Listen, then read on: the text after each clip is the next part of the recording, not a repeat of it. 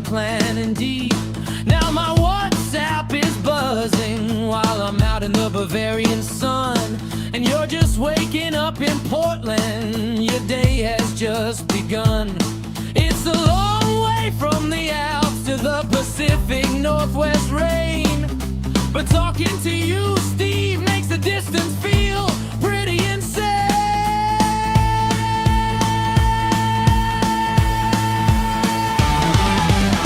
10,000 kilometers, but you're just a ping away, comparing our lives and the stupid things we say. From our beer garden vibe to your misty Oregon pines, we're reading between the digital chat lines. The world's a mess, but the connection is great.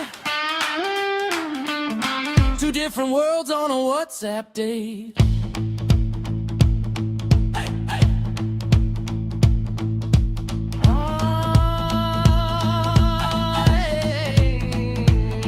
I'm explaining what a good beer is. You're talking about the Oregon Trail. We're sharing our cultures and what we love the most. No tourist brochures, just the real honest stuff. Sometimes the time zone difference is honestly kinda rough, but it's exciting to see the world through your lens. Who knew a YouTube comment could make us such good friends?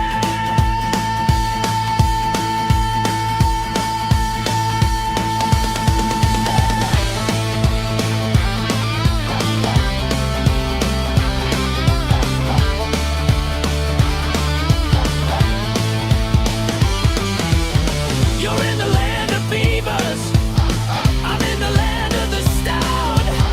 We're figuring what this culture thing is all about. No stamps, no planes, just a high-speed wire. This transatlantic friendship is set on fire. So good morning, Oregon, and good night from the south. I'm putting a pretzel in my Bavarian mouth. Keep the updates coming, Steve. Don't let the signal die. From Bavaria to the West Coast. Talk to you later, guy.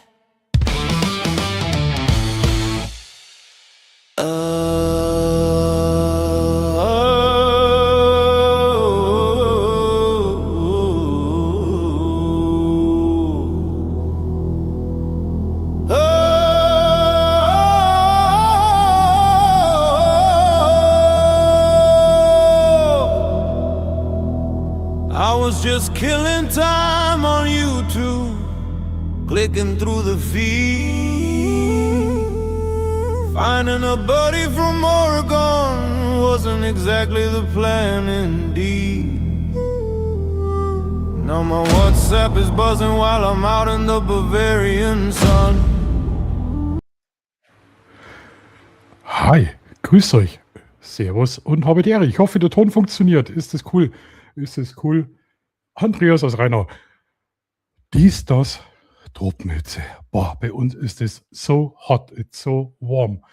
Warum ihr euch wundert, warum das da unten International Gandhi steht, ich möchte jetzt einfach mehr international werden, weil Deutschland ist klein, Deutschland ist a little small and I think YouTube could be a little bit bigger, so ich werde hier auf Englisch reden. Warum es euch da wundert, es ist einfach, ich weiß, es gehört einfach dazu. Wir wollen einfach die Reichweite ein bisschen erhöhen, so a little bit über den Super Bowl Run schauen. Ich habe euch einige Themes, einige Themen mitgebracht, really strange Themen. Ich fange einfach mal, also ich habe den Live-Button gefunden, ja? Also nicht, dass wieder meckert, weil 15 Minuten nichts kommt. Ich habe ein paar Themen, ein paar strange Themen mitgebracht. Ich habe hier, zum Netto muss ich euch was erzählen, was ich heute erlebt habe. Ich habe Fotos mitgebracht. I was taking pictures, cool pictures. In the sun, geschützt habe ich wie ein, keine Ahnung, wie ein Waldesel. Dann ist heute ein Paket bei mir vor der Tür gelegen, das können wir zusammen aufmachen. Richtig cool. Und eigentlich habe ich nichts vorbereitet. Aber ich glaube, wir könnten den Abend zusammen sicher verbringen. Also es ist Football World Master Cup in USA. Heute spielt Germany. Die socken da irgendwie rum. Ich bin kein Fan von Football, nein, kein Fußball. Und vielleicht haben wir heute ein kleines Gegenprogramm. Ich weiß, viele schauen von euch Fußball. Ich weiß auch, viele von euch schauen den Stream dann auch morgens an. Und für alle, die heute mit dabei sind im Stream, ich hoffe, ihr habt einen schönen Tag gehabt. Einkaufswahnsinn, Samstag ist beendet. Und vielleicht habt ihr gegrillt, was mit Familie gemacht. Und jetzt 22 Uhr möchte ich mit euch streamen in die kühle Nacht. Ich hoffe, es kühlt ab in den Sonntag rein. Und für alle, die am Sonntag den Stream anschauen, herzlich willkommen. Der letzte Stream war richtig cool. Ich verlinke euch nochmal hier den Link, wenn ihr Gäste haben wollt. Und dann können wir eigentlich schon loslegen. Die ersten paar Sekunden bin ich immer ein bisschen nervös. Nervous, ich muss mir das einfach angewöhnen. Das ist so suspekt. So, ich muss mehr Deutsch und Englisch speaken. Lot more English, because English ist total cool. Also, warum es euch jetzt wundert, ist der Bayer jetzt komplett verrückt. Ich muss euch Short Story tellen. Short Story tellen. YouTube ist absolut geil. YouTube ist great. Und man lernt auf YouTube richtig coole Leute kennen. Und ich habe einen richtig coolen kennengelernt. Und mittlerweile muss ich sagen, it's friendship.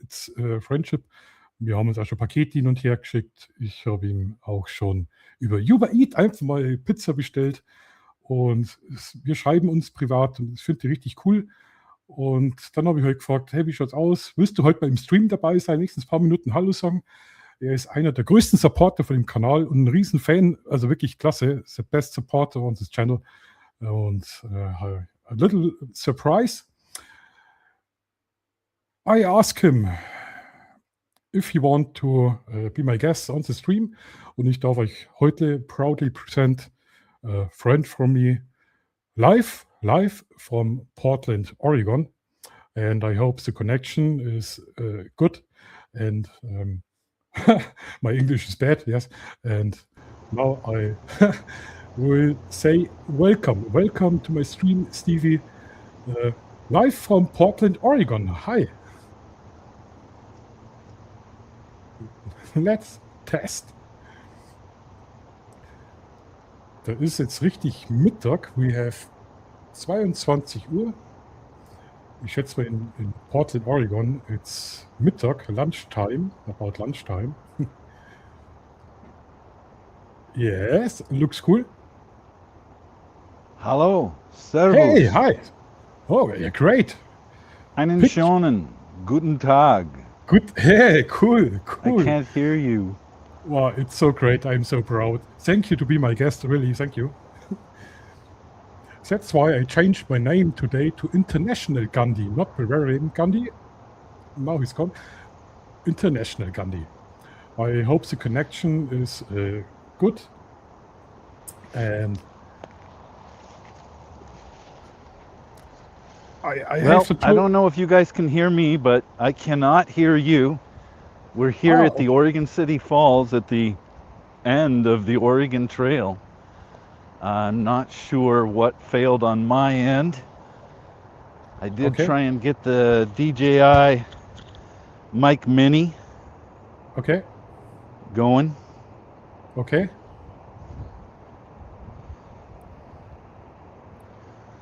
So Sorry about that. I tried to do the Mic Mini and I can't hear. So I'm sorry I failed, Marcus. No problem. Wait. Look in the chat. You're in the show. Everyone can see and hear you, but I cannot hear you guys. I was hoping to do a thorough test before this started, Marcus. No problem. I've looked for a mute, unmute, and I do not see it anywhere. Okay. My theory is it's trying to use the DJI Mic Mini for both yes. my speaker and my microphone. Wait. I'm schlau. Wait. Moment. Stevie, you can try it later without the mic. You don't need the DJI mic. You can try it later without the mic, and perhaps you will join later the stream again. So, Technik.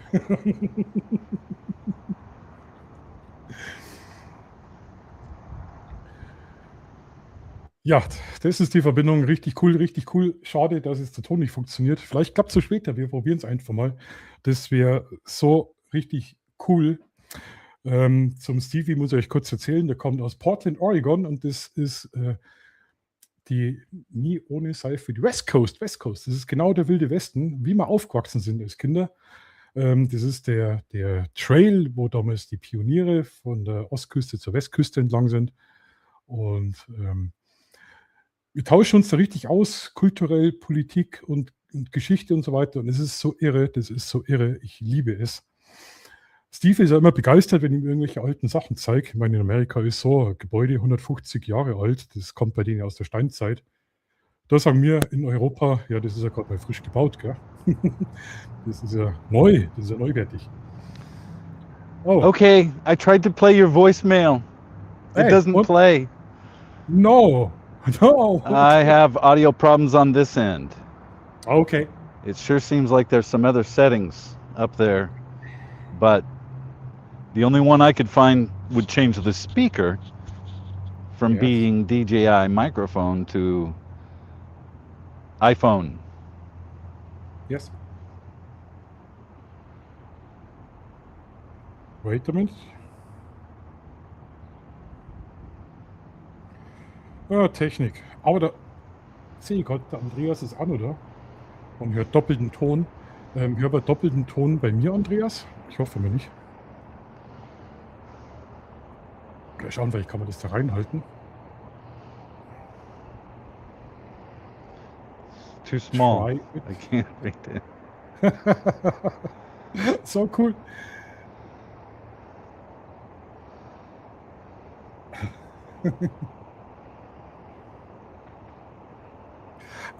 Okay.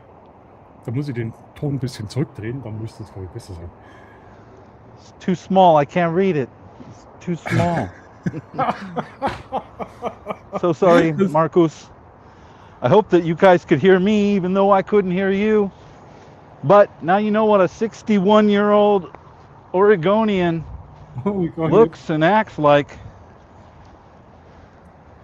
Okay. thanks to being in the most beautiful part of the world, besides Bavaria. Thank you. We will write together, okay?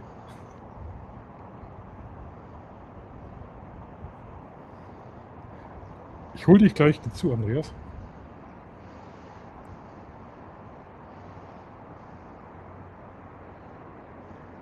Es ist irre. 9000 Kilometer auseinander. Ja, schaut euch das an. Die haben so ein schönes Wetter. Ich finde das geil. Ich finde das richtig geil. Wir müssen es auf alle Fälle nochmal machen, wenn Stevie sein Mikrofon auch funktioniert. DJI sind immer so die beste Lösung. Und schaut's hin. Oregon, Portland, live aus dem Park. Ich finde das richtig cool. Wie gesagt, Stevie ist einer der größten Supporter von dem Kanal. Er hat auch einen eigenen Kanal. Ich verlinke den Link auch. Da kannst du ein bisschen reinschauen. Er macht nicht viel YouTube. Ich will ihn immer animieren, weil das so eine schöne Gegend ist, so eine traumhafte Gegend. Ich würde da mal so gerne rüberfahren. Und vielleicht könntest du auch ein bisschen animieren. Also wie gesagt, ich verlinke den Kanal von Stevie. Und ich wollte ihm eigentlich nur so coole Sachen zeigen. Stevie hat mir zum Beispiel original indianische Pfeilspitzen geschickt aus Obsidian. Richtig geil, richtig geil. Und original Briefmarken aus Amerika, alte Briefmarken. Und es ist mittlerweile eine richtige Freundschaft daraus entstanden. Und ich bin total stolz und mich freut es. Ich schaue mir das immer so gern an, weil Internet, YouTube, ich finde es einfach geil, wenn ich mich so zurückerinnere, wie ich klein war. Ja, da haben wir Brieffreundschaften gehabt. Und mittlerweile im Internet ist es einfach geil. Come together, sage ich da einfach, kommt zusammen. Und egal, wer Präsident ist, welche Probleme es zwischen den Ländern gibt, wir sind alles einfach Menschen. Und es gibt auch in Amerika sympathische Menschen. Da unten ist ein Highway, cool.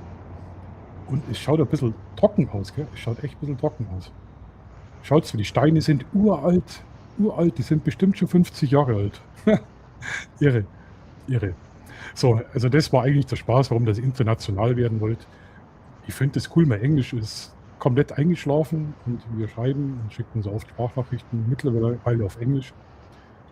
Wobei ich habe das Oxford-Englisch gelernt, das amerikanische Englisch ist wieder komplett anders, das ist irre. Aber ich finde das toll. Schaut, look at this small house. It's a witch house, a witch cabin. Das schaut aus wie ein Hexenhaus. Schaut euch das an. Das ist doch, und dann die Mülltonnen davor und der Garten. Okay, that's the blue witch cabin. Cabin in the wood. Ja, also Oregon ist ja wirklich teuer. Portland, Oregon ist richtig teuer, dort zu leben. Gibt natürlich auch Konflikte, Problemzonen, aber ist eine sehr angesagte Wohngegend zu leben. Sehr teuer, sehr teuer. Ich habe einen Steve über Uber mal überrascht und habe über Pizza bestellt. Die Pizza hat mich, glaube ich, $40 gekostet. Das sind da ganz normale Preise. Und Adler, die haben Adler und Vögel und also irre. Für Leute, die irgendwie ein Trekking und in die Natur rausgehen wollen, ist das gigantisch. Jetzt hole ich mal schnell den Andreas dazu, er tut mir schon voll leid. Andreas war gestern auch letzte Woche auch mit im Late Night Talk mit dabei. Und mit dem habe ich noch ein Hühnchen zu rupfen, Andreas. Aber jetzt hole ich dich einfach mal dazu. Oh. Hallo Andreas. Wow. Ja. Hallo Markus. Hi, grüß dich. Ich bin gerade so begeistert von den Live-Bildern gerade aus Oregon. Ich finde das so cool. Also, die haben mir so schöne Aufnahmen geschickt, auch von der Natur. Und bei denen ist das normal. Da hockt einfach mal so ein Weißkopfseeadler irgendwo rum. Das kennen wir gar nicht. Das ist traumhaft. Ja, bei denen ist gerade Mittagszeit und wir schauen schon richtig verschlafen aus. Also das wäre so ein Big Dream to visit Portland, Oregon. Das wäre mal so richtig cool, wenn es nicht so teuer wäre. Das ist ein Park in der Nähe beim Stevie. Und jetzt rennt er wieder rauf. Leider hat das mit der Verbindung im DJI-Mic nicht funktioniert. Das funktioniert auch gar nicht so einfach mit Livestream und Bluetooth-Verbindung mit der Kamera. Das ist ein bisschen tricky. Ich schließe da immer extra den Transmitter an und dann funktioniert das. Und das tut mir jetzt richtig voll leid. Aber ich hoffe, das können wir nochmal nachholen. Oh, jetzt hast du rausgehört. Ja, gut, super. Thank you very much, Stevie. Thank you. I'm very proud about this. Thank you very much. And I guess I will read you in the chat. Und jetzt möchte ich euch mit meinen brutalen Englisch-Skills auch nicht weiter langweilen. So, Andreas, du schaust verschlafen aus. Was ist los? Ist dir zu warm? Du hast immer noch einen Doppelton, der hängt irgendwie nach. Viel zu warm. Wie schaut es jetzt aus, wenn ich ein bisschen leiser mache? Schaut es besser aus? Ist der Ton besser?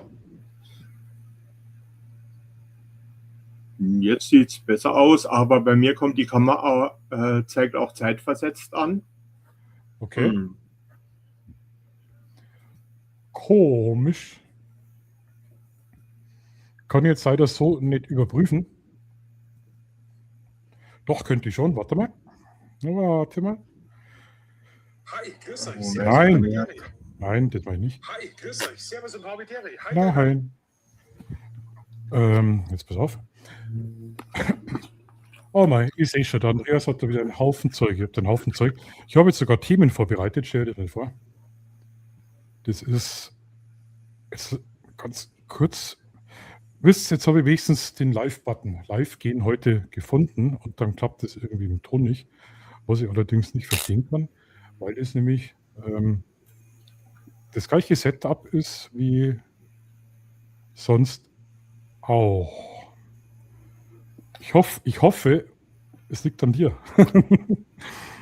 So, jetzt mal schauen, ob das so funktioniert. Es liegt an dir. So, jetzt mal schauen, ob das so funktioniert. Es liegt an dir. So, jetzt mal schauen. Also es sollte eigentlich funktionieren. So. Moment. Ich schalte mal gerade die Kamera aus und wieder ein. Der hat die. Es sind ja auch heiße Temperaturen. Es ist so irre. Leute, ganz ehrlich, das, Tropenchaos, so fühlt man sich mittlerweile. Und Dankeschön. Bei mir ist alles gut. Das finde ich gut, dass alles gut ist. Wir haben vor einer Woche nur Temperaturen im einstelligen Bereich gehabt. Und da war es sogar richtig zapfig abends. Und jetzt wird jeder sagen, mein Gott, es kommt der Sommer, da ist das normal. Und Jetzt geht's ab. also war es bei mir oder bei dir? Das war wohl bei mir. Wow, dann habe ich endlich mal alles richtig gemacht. Stellt euch das vor. Das war bei mir wohl. Das ist ja super. Das ist ja super. Ich habe gerade gesagt, dass letzte Woche noch richtig kühl war bei uns. Und jetzt haben wir 33 Grad heute gehabt. Bin heute schon draußen rumgehüpft hinterm Schon Bulldog. wieder langsam. Bisschen-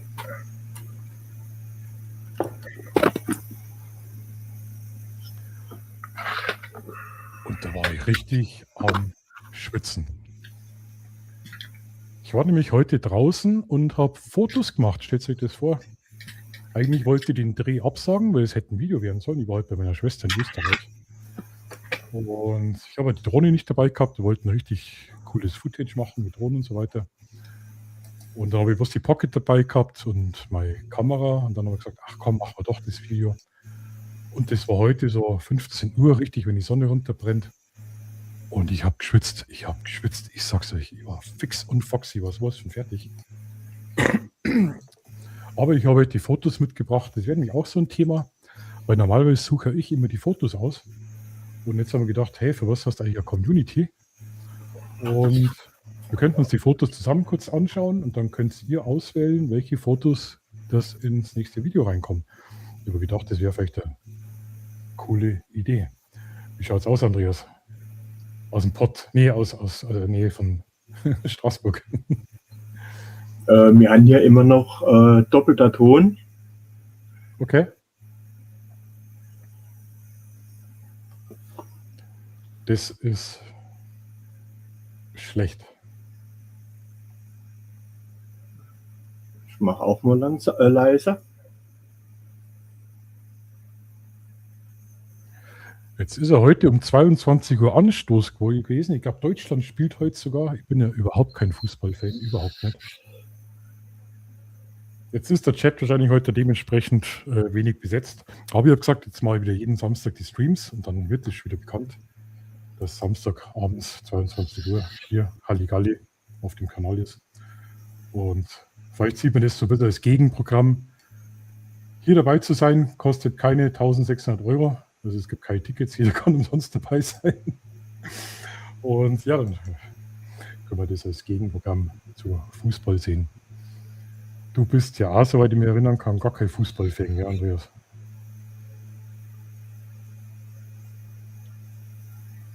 Nee, gar nicht. Okay. Also, heute funktioniert das nicht so mit dem Ton.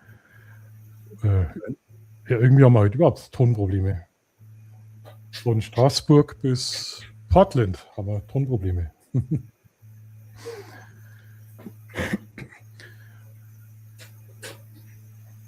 So, jetzt wollte ich euch noch was zeigen und zwar, passt auf, ich zeige euch das jetzt mal. Ich habe immer noch hier meine Nettotasche zum Verlosen.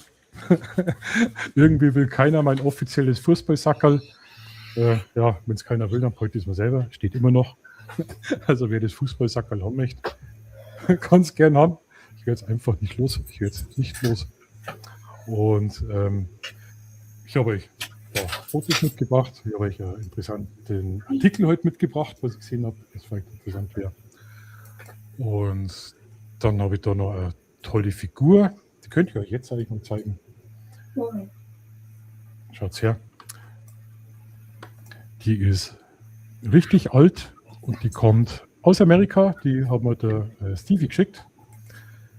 Ist die Firma Rats. Habe ich noch nie gesehen. Die Verpackung auch schon richtig vergilbt. Ich weiß nicht, aus welchem Jahr das kommt. Okay. Und ist halt so richtig amerikanisch, richtig geil. An der Stelle nochmal vielen Dank. Die hat sogar einen Namen bei mir bekommen, der sitzt bei mir in der Vitrine, und zwar heißt der Candyman. In Amerika hat es einen bekannten Serial Killer gegeben, der hat auch Candyman geheißen. Und wenn ich mir den anschaue, den Blick, ist es definitiv ein Candyman. Also absolut geiles Teil. Gefällt mir total toll und steht da ganz beschützt in der Vitrine. Habe extra für den Stream heute rausgeräumt. So, dein Hund meldet sich zum Wort.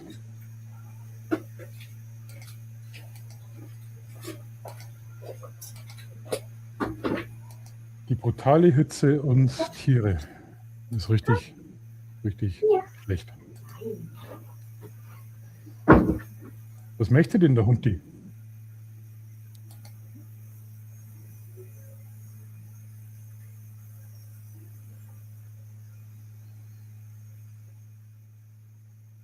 Ja. Also irgendwie haben wir heute Tonprobleme.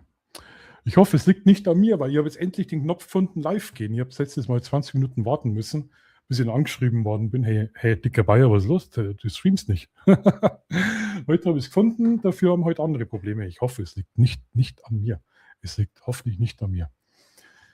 Naja, egal. Wie gesagt, ich habe euch einige Themen mitgebracht. Der Serial Killer Candyman habe ich von Stevie Wonder bekommen. Total cool. Ich finde das so geil. Und das ist eine richtig alte Packung. Und Reds ist in Amerika anscheinend wirklich eine Marke für Kinder. Schaut mal den Blick an. Das ist doch, oder? Ha? Also als Kind hätte doch Angst, oder? So, jetzt ist der Andreas wieder da. Jetzt schauen wir, ob wir es jetzt schaffen. Ach, das ist ja gruselig. Also nicht der Andreas, die Figur ist gruselig. So. Wie schaut's aus? Ob mir das besser geht, ich bin mal in der anderen Browserin. StreamYard funktioniert am besten über den normalen Google-Browser. Safari und so weiter kostet ziemlich knicken. Morgan nicht. Wie schaut's aus? So, jetzt muss ich nur noch das Bild groß kriegen. Jetzt hat ich das Bild auch groß. Was ist das?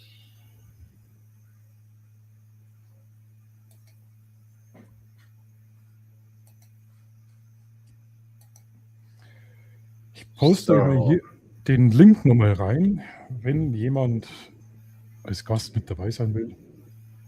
Es ist jederzeit, jeder willkommen. Der Ton hat, wer keinen Ton hat, fliegt raus. So, hörst du jetzt irgendwas doppelt? Nee, passt. Es scheint jetzt besser zu sein. Okay, Gott sei Dank. Dann erstmal ein herzlich willkommen zum zweiten Stream am Samstag. Und wie schaut's aus? Wie geht's dir? Was macht die Hitze? Du schaust ein bisschen fertig aus. Warst du joggen oder was? Die Hitze. Die Hitze? Schlauch, gell? Ist brutal, oder? Letzte Woche noch kühle Temperaturen und dann schaltet er an und die Hitze ist da. Also, wir könnten auch einen Ventilator laufen. Wir können zwar jetzt die Klimaanlage auch anstecken und hinbauen. Aber noch geht's. Muss eine scheiß Klimaanlage Strom kostet, gell? Muss nicht unbedingt sein. Ist ja zum Aushalten. Wir kennen doch alle den Sommer noch. Als Kinder waren 35 Grad Hammer. Und da sind wir rumgelaufen, rumgesprungen. Bitte? Was will ich, das oder das? Das.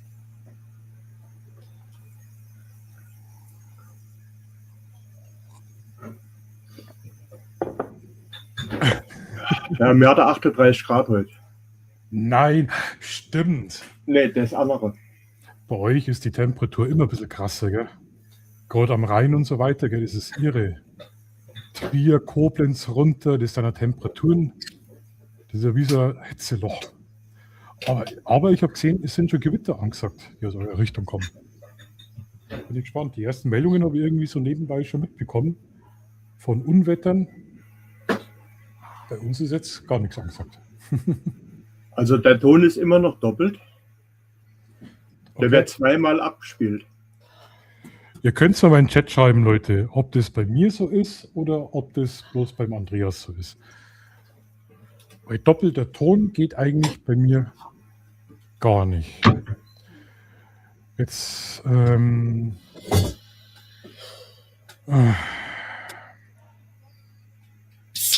schalte die Echo-Unterdrückung aus. Wie schaut es aus? Doppelten Ton, Echo-Unterdrückung. Immer noch doppelt. Hörst du den Ton immer noch doppelt? Ja, war jetzt nur zeitversetzt. Okay.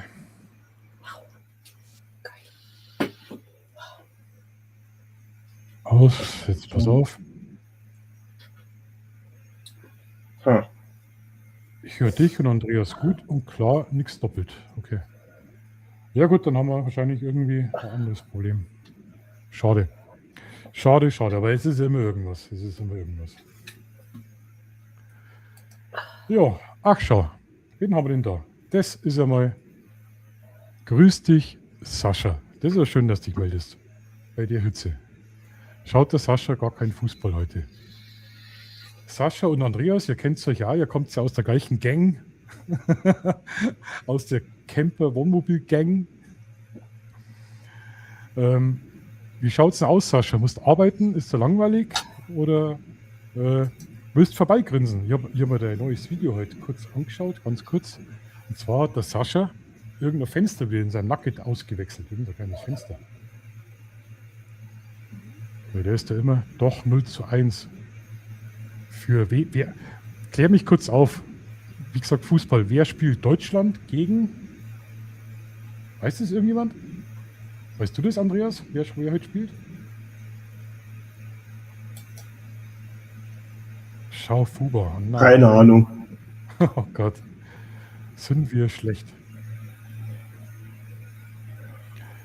Ja, na, ich schaue gar keinen. Ach! Hier. Chat weiß es einfach. Die Elfenbeinküste. Ja, ist ja cool. Elfenbeinküste. Ah, jetzt wird mal wieder was Böses auf der Zunge liegen. Naja. Da haben wir auch Elfenbeinküste führt gegen Deutschland. Kann man jetzt die Mannschaften schon unterscheiden oder nur noch am Trikot? Das ist jetzt die Frage. Ich schätze mal am Trikot. Elfenbeinküste führt gegen Deutschland. Wie peinlich ist denn das? Oh. Ja gut, mittlerweile ist es ja nicht mehr peinlich. Mittlerweile passt es ja irgendwie. Ja, mittlerweile passt es. Krass. Scheiße, jetzt bin ich aber richtig. Jetzt bin ich aber entsetzt. Wir können mal, also ganz kurz, Chat und Andreas, ich war heute in Österreich beim Fotografieren für ein neues Video. War eine Bullenhitze. Und wir könnten uns ein paar Fotos anschauen. Ja, Türkei ist raus. Das habe ich ja mittlerweile gesehen. Türkei ist raus. Und die haben, glaube ich, 24 Jahre gewartet, dass bei der WM mal wieder mitspielen dürfen. Und sind bei der ersten Runde sind sie rausgeflogen. Und ich habe das mitbekommen, weil sich da gewisse Leute dermaßen aufgeführt haben. Die sind da ausgeflippt. Also da habe ich ja Videos gesehen, weil die rausgeflogen sind. Die haben das, glaube ich, ziemlich persönlich genommen, dass die Türkei rausgeflogen ist. Deswegen weiß ich das. So, also wie gesagt, also jetzt Andreas, wenn du Bock hast, könnten wir uns die Fotos kurz anschauen. Und Ja, mach. dann könnten wir schauen, welche das ich für das Video für nächste Woche hier nehmen will. Ich schau mal, wie ihr das am besten macht, dass einigermaßen was erkennen kann. Ihr könnt es auch zuschauen, Chat, und ich weiß, viele schauen es auch erst am Sonntag dann an. Und wenn du sagst, ey, das Foto ist cool, das wollen wir im Video haben, dann mache ich das sogar. Jetzt gehen wir auf Bildschirm teilen, dann gehen wir mal hier auf Fenster. Na, machen wir, na jetzt pass auf, wie machen wir das? Das machen wir jetzt anders. Genau, so. Dann so rüber. So. Ich hoffe, man kann es so ein bisschen einigermaßen erkennen. Hier ist der ganzen Bildschirm. So, und das da mal rüber. so, auf 2 Bildschirmen zu arbeiten. Und zwar habe ich einen Bulldog fotografiert. Ein Bulldog von 1952, also kurz nach Kriegsende. Und mein Schwager hat so einen Bulldog auf der Landwirtschaft, der gerade in Sachal. Und dann immer denkt, ja, bei uns ist es auch so warm, deswegen aus der Titel halt, hieß das Tropenhitze. Aber ich denke, Gott sei Dank, das Ding musst du mal fotografieren, dann mal ein schönes Video draus machen. Und da habe ich, wie gesagt, einige Fotos gemacht. Und die können wir uns einfach zusammen anschauen. Die sind komplett unbearbeitet. Und es war schon ein bisschen schwierig, vor allem bei der Hitze. Ja. Schauen wir, ob das so funktioniert, wie ich das will. Also das gefällt mir heute eigentlich relativ gut mit dem alten Öldruckmesser und den Rost und der Patina. Und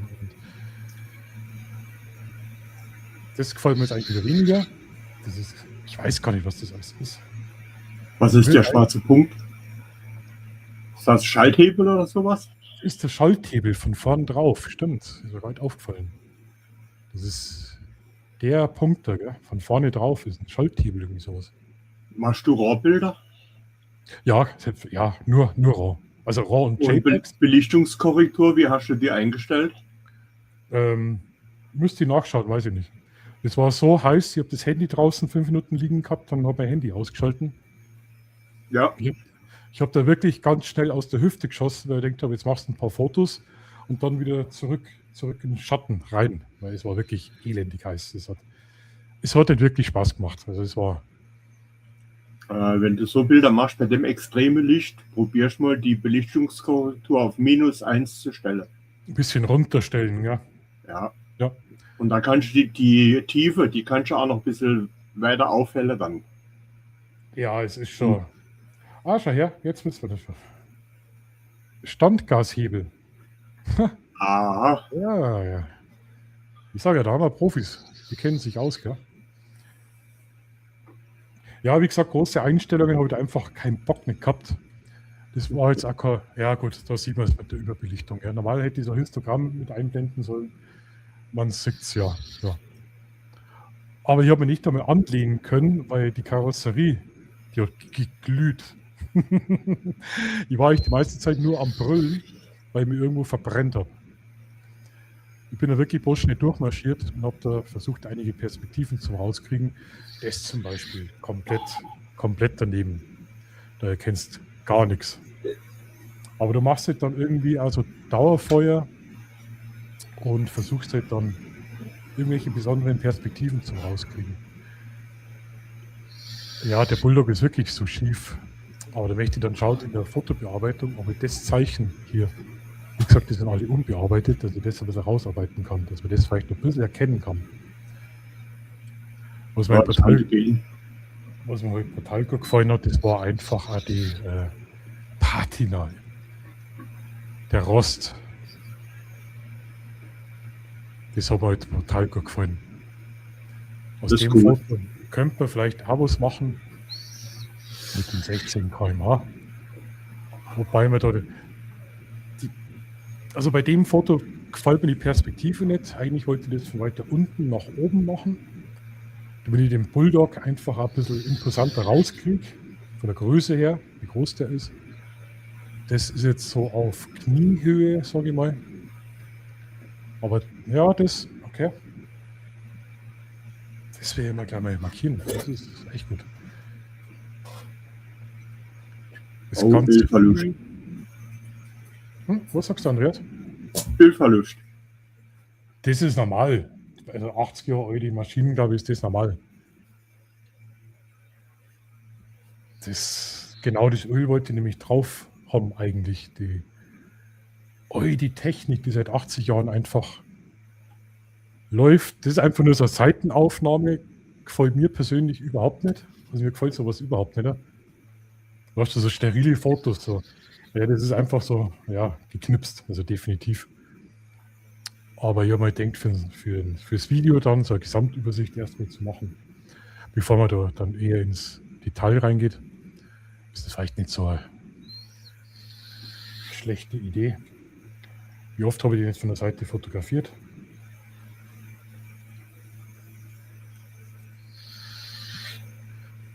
Da haben mir die Farbe sogar gefallen, die Patina mit dem Grün und dem Rost und die alten Schrauben. Das ist von den großen Bulldog-Reifen. Gut, der ist jetzt schief gestanden, hätte die Kamera vielleicht da drehen können. Da möchte ich in der Fotobearbeitung dann so ein bisschen schauen, ob ich das so ein bisschen rausarbeiten kann, die unterschiedlichen Farben und Strukturen. Bin mir noch nicht sicher, ob das wirklich so klappt, weil bei Nahaufnahmen ist es immer schwierig, weil der Zuschauer das ja gar erkennen kann, wenn er nicht vorher ein großes Foto einblenden wird, was das sein soll. Aber das hat mir zum Beispiel recht gut gefallen. Da hinten lungert der Dackel rum, mit der Zunge raus. Ist bei deinem Hund auch so, Ja, oder? der schwitzt auch. Ja, es ist brutal. Also für die Viecher ist das wirklich eine Qual. Kirschen, ja, da bin ich schnell vorbei. Aber denkt im Video, ich flipp mal schnell so eine Kirsche und schieb's mir einen Schnabel rein. Und im letzten Augenblick habe ich gesehen, dass er auf der anderen Seite angefressen ist. Also, dann habe ich das Ding da wieder weggepfeffert. Aber es ist bei uns, also wirklich Juni, die Kirschen kann man schon essen. Die kann man bei uns schon essen. Ja? Ja, bei uns auch. Das ist irre, wie die Natur auf einmal Gas gegeben hat. Was mich jetzt so fasziniert ist, gut, das liegt natürlich an der Blende, aber da hinten, siehst du die, was ist das Gegenteil von Blendensterne? Bubbles. Ja, ich habe da hinten Bubbles. Ich habe da überall Bubbles. Das ist ja cool. Kannst du die erkennen? Überall Ja, ja. hier. Die wollte ich extra so machen. Also ich habe die Kamera eine halbe Stunde so eingestellt, weil ich gedacht habe, ich wollte die Kirsche und wollte hinten die Bubbles. Zufallsprodukt. Das ist doch cool. Wenn jetzt jemand sagen würde, ey Markus, du musst das Foto machen mit Bubbles, Wird es nicht gehen. wird es nicht gehen. Was haben wir? Ist das bei deiner Schwester? Ja, Sascha, das ist bei meiner Schwester in Österreich. Im Braunauer Kreis, also in Braunau, Region Braunau. Da bin ich halt sogar rübergefahren extra nach Österreich. Aber das ist ja cool. Jetzt ist natürlich schade, dass die Kirsche unscharf ist, gell? Sonst wäre das Foto fast zu gebrauchen, gell? Du sollst da einen Reflektor zulegen. Wie Das bitte? ist Ein was? ein Reflektor. Das ist die kleine 60 cm Scheibe und da ist eine silberne Reflexionsschicht und eine weiße Reflexionsschicht. Okay. Und damit kannst du dann das Licht von der Kirsche ein bisschen aufhellen. Dann kommen die nicht so dunkel. Das stört mich eigentlich gar nicht, weil bei dem Foto hast du jetzt so einmal Kirschen komplett im Dunkeln, dann hast du Kirsche hell und dann so im Halbhellen. Ich finde den Übergang finde ich jetzt eigentlich gar nicht schlecht. Aber wo ich den Fokus drauf gesetzt habe, der ist nicht auf der Kirsche, sondern irgendwo hier oben. Da habe ich falsch fokussiert. Und dadurch ist es richtig scheiße geworden. Siehst du das? Komplett unscharf. Unscharf. Da oben. Verwacklung. Ja, einigermaßen. Könnte Verwacklung sein. Ja, Weil die Kirsche in der Mitte wäre eigentlich recht scharf, wenn was scharf wäre. ja, gut, das erkennt man jetzt so im Stream nicht. Also die ist wirklich unscharf. Sonst wäre das echt was waren. Und alles, was unscharf ist, kannst du halt einfach auch nicht mehr schärfen. Ja? Das ist einfach scheiße. Da haben wir dann das erste Mal so voll verbrannt auf dem Bulldog. Das war, also das hätte man ausprobieren sollen, ob man da Spiegeleier drauf kochen kann. Das war interessant gewesen. Ich bin mir sicher, das hätte funktioniert. Oder ein Leberkäse anbraten. Ja, genau. Dann habe ich da so ein Foto, eigentlich wollte ich es richtig zentriert machen, aber das könnte man in der Nachbearbeitung ein bisschen zentrieren.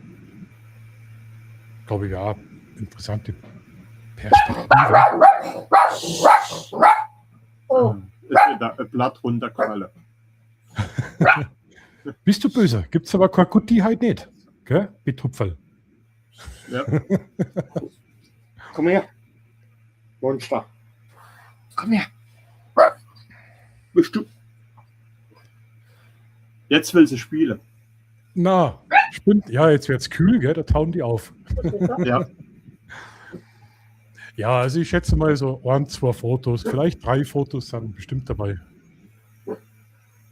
Ganz schwierig, ich habe sowas noch nie fotografiert, ganz schwierig fürs erste Mal. Also vor allem das Schwierige ist halt der Hintergrund, dass du da einen gescheiten Hintergrund da drauf kriegst. Und ich stehe halt dann eher so auf solche Fotos. So eher Nahaufnahmen, wo du was vom Motor siehst, wo du das Öl siehst, wo du den alten Rost siehst. Das ist Ja, eigentlich eher so meins, als so Totalaufnahmen. Solche Sachen, wenn man jetzt zum Beispiel dann schön zentriert, könnten das wirklich Fotos sein, wo man was entdecken kann, ja? Wo man wirklich dann überlegt, was ist das und hier. Das gefällt mir eigentlich auch ganz gut, wenn man es gerade richtet. Mir gefällt's mir. so arg rum ist das gar nicht. Findest du? Ja, guck mal, der Luftansaugschacht und der Auspuffschacht, die gehen nach oben zueinander. Das sind die Rohre krumm. Ja, müsst ihr ausprobieren. Bloß wenn ich jetzt hier diese Seite anschaue, geht es doch schon ganz schön weit runter. Aber das gerade stellen und dann dementsprechend zuschneiden, ich bin der Meinung, so ein Foto, da hilft keine 2/3-Regel, das muss, glaube ich, das muss zentriert sein. Das, was schreibt der Sascha? Schau mal schon mal. Ich vergesse den Chat heute, was ist denn das? Ich bin mal wieder weiter aufregen, vielleicht bis später. Ja, Sascha, wie gesagt, du, und wenn es die aufregt, dann join rein und dann können wir uns zusammen über Fußball aufregen. Das ist dann bei mir gleich passiert. Fußball aufregen. Probier das mal in Schwarz-Weiß. Mit harten Kontraste und einem leichten Blaustich. Das kommt Okay. bestimmt auch.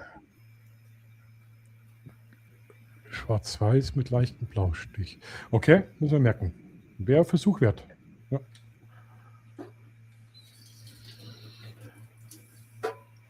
Ja, das sind einfach so Fotos, da komme ich nicht klar damit. Das sind für mich keine Fotos, was für mich ansprechend ist. Schnell das Auto raus.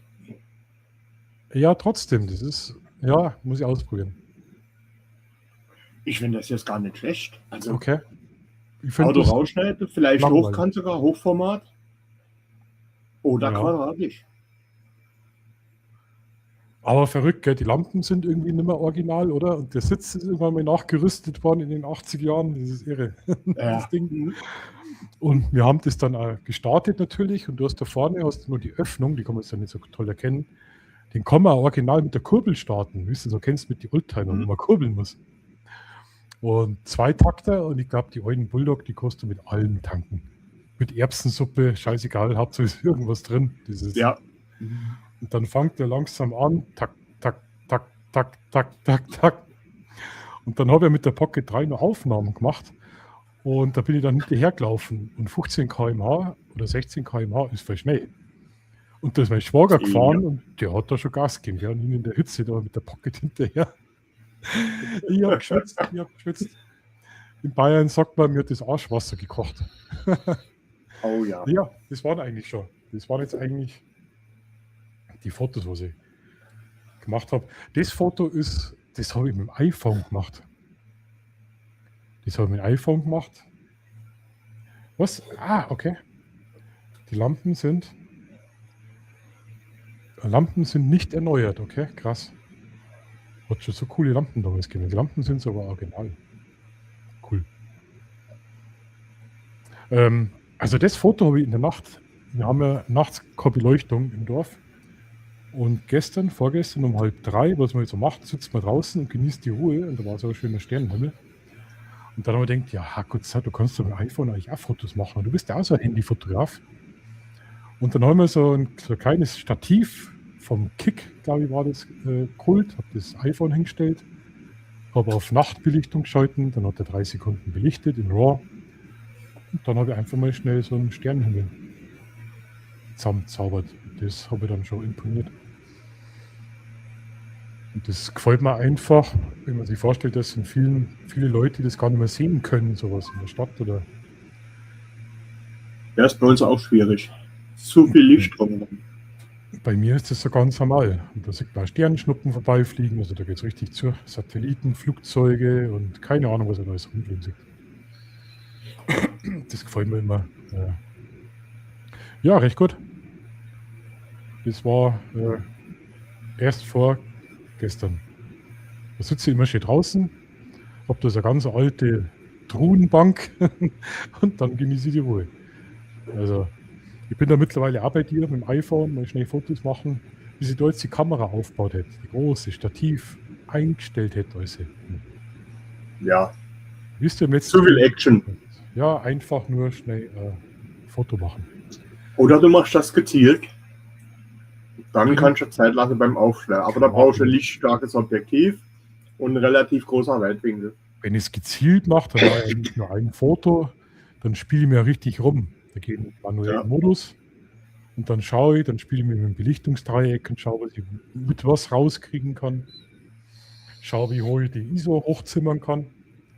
Wobei die ISO, habe ich festgestellt, ist ja mittlerweile relativ scheißegal, was die Kameras für ISO-Werte hochjagen. Also, da bin Ja, ich wobei bei den Handys finde ich es nicht so toll, wenn man da die ISO so arg hochgeht. Die haben halt einen relativ kleiner Chip. ja, klar. Da schwubbelt alles. Bei Handys habe ich es jetzt nicht so, aber so, wenn ich wirklich mal rausgehe und irgendwas Sternen fotografieren will, dann sitzt er mal 1 oder 2 Stunden da und probiere einfach rum. Und das ist einfach so eine chillige Richtig, Sache, ja. was? Das ist eine relaxte Sache. Und ja, ich weiß nicht, das ist einfach zum Runterkommen, was? Ja, Aber Das jetzt ist- jetzt kommt da bestimmt nur ein Foto. Das waren eigentlich alles so Fotos, wo ich. Ach ja, ganz was anderes. Haha, jetzt pass auf. Machen wir einfach gleich weiter. Scheißegal. Und zwar habe ich da einen richtig coolen Artikel gefunden. Ich hoffe, man kann so einigermaßen lesen. Habe ich total spannend gefunden. Und zwar ist es am Chiemsee, als Amis am Chiemsee das Schießen übten. Das Foto zeigt Soldaten der US-Army auf einem M26 Pershing-Panzer beim Schießtraining am Chiemsee-Ufer. Dinger, wie? Amerikanischer Panzer. Ich lese das mal kurz vor. Und zwar der Flak-Schießplatz am Chiemsee-Ufer in Chieming, das ist heute, wo die ganzen Touristen losfahren, Touristenzentrum am Chiemsee, ist während der NS-Zeit ein wichtiger Ausbildungsstandort für die deutsche Flak-Artillerie gewesen. An 3 Flakgeschützen, das müsst ihr euch vorstellen, absolvierten mehrere Einheiten regelmäßig Schießübungen und trainierten unter anderem das Schießen auf Seeziele mit der Flak. Bei den Übungen, total irre, zog ein Schleppflugzeug einen großen Luftsack über den Chiemsee und die Soldaten haben den treffen müssen. Da sind die Wehrmachtssoldaten damals am Chiemsee ausgebildet worden. Nach Kriegsende hielt sich die 20. Panzerdivision der US-Army mehrere Wochen im Chiemgau auf. Du kommst aus Straßburg. Bei dir waren auch die Amerikaner, ja? Franzose. Echt jetzt? Mhm. Die sind doch eigentlich über den Rhein, Remagen war großes Thema und da sind doch die Amis. Das war der Wettlauf zu unserem Berchtesgaden und der Petten. War ein Ja, die richtiger sind Wettlauf. durchgezogen. Die sind durchgezogen und die Franzosen sind geblieben. Ah, verstehe. Ach ja, klar, logisch, okay. Bei uns sind die Amerikaner dann hängen geblieben. Deswegen Ja. ist Bayern amerikanisch geprägt. Aber das ist Bei uns spannend. gab es kein Leverkäse. Okay, ja, das ist schlecht. Dafür Flammkuchen, schätze ich mal. Ja, das ist eher was für die Franzosen dann. Ne? Ja, es sind dann die Elsässer, gell? Ja, Von den Übungsstunden existieren einige wenige Bildaufnahmen. Unser Foto zeigt den bekannten amerikanischen Panzer M26 Pershing am Chiemsee, wo heute viele Urlaub machen, bei den Schießübungen. Heute existiert das historische Militärarsenal nicht mehr.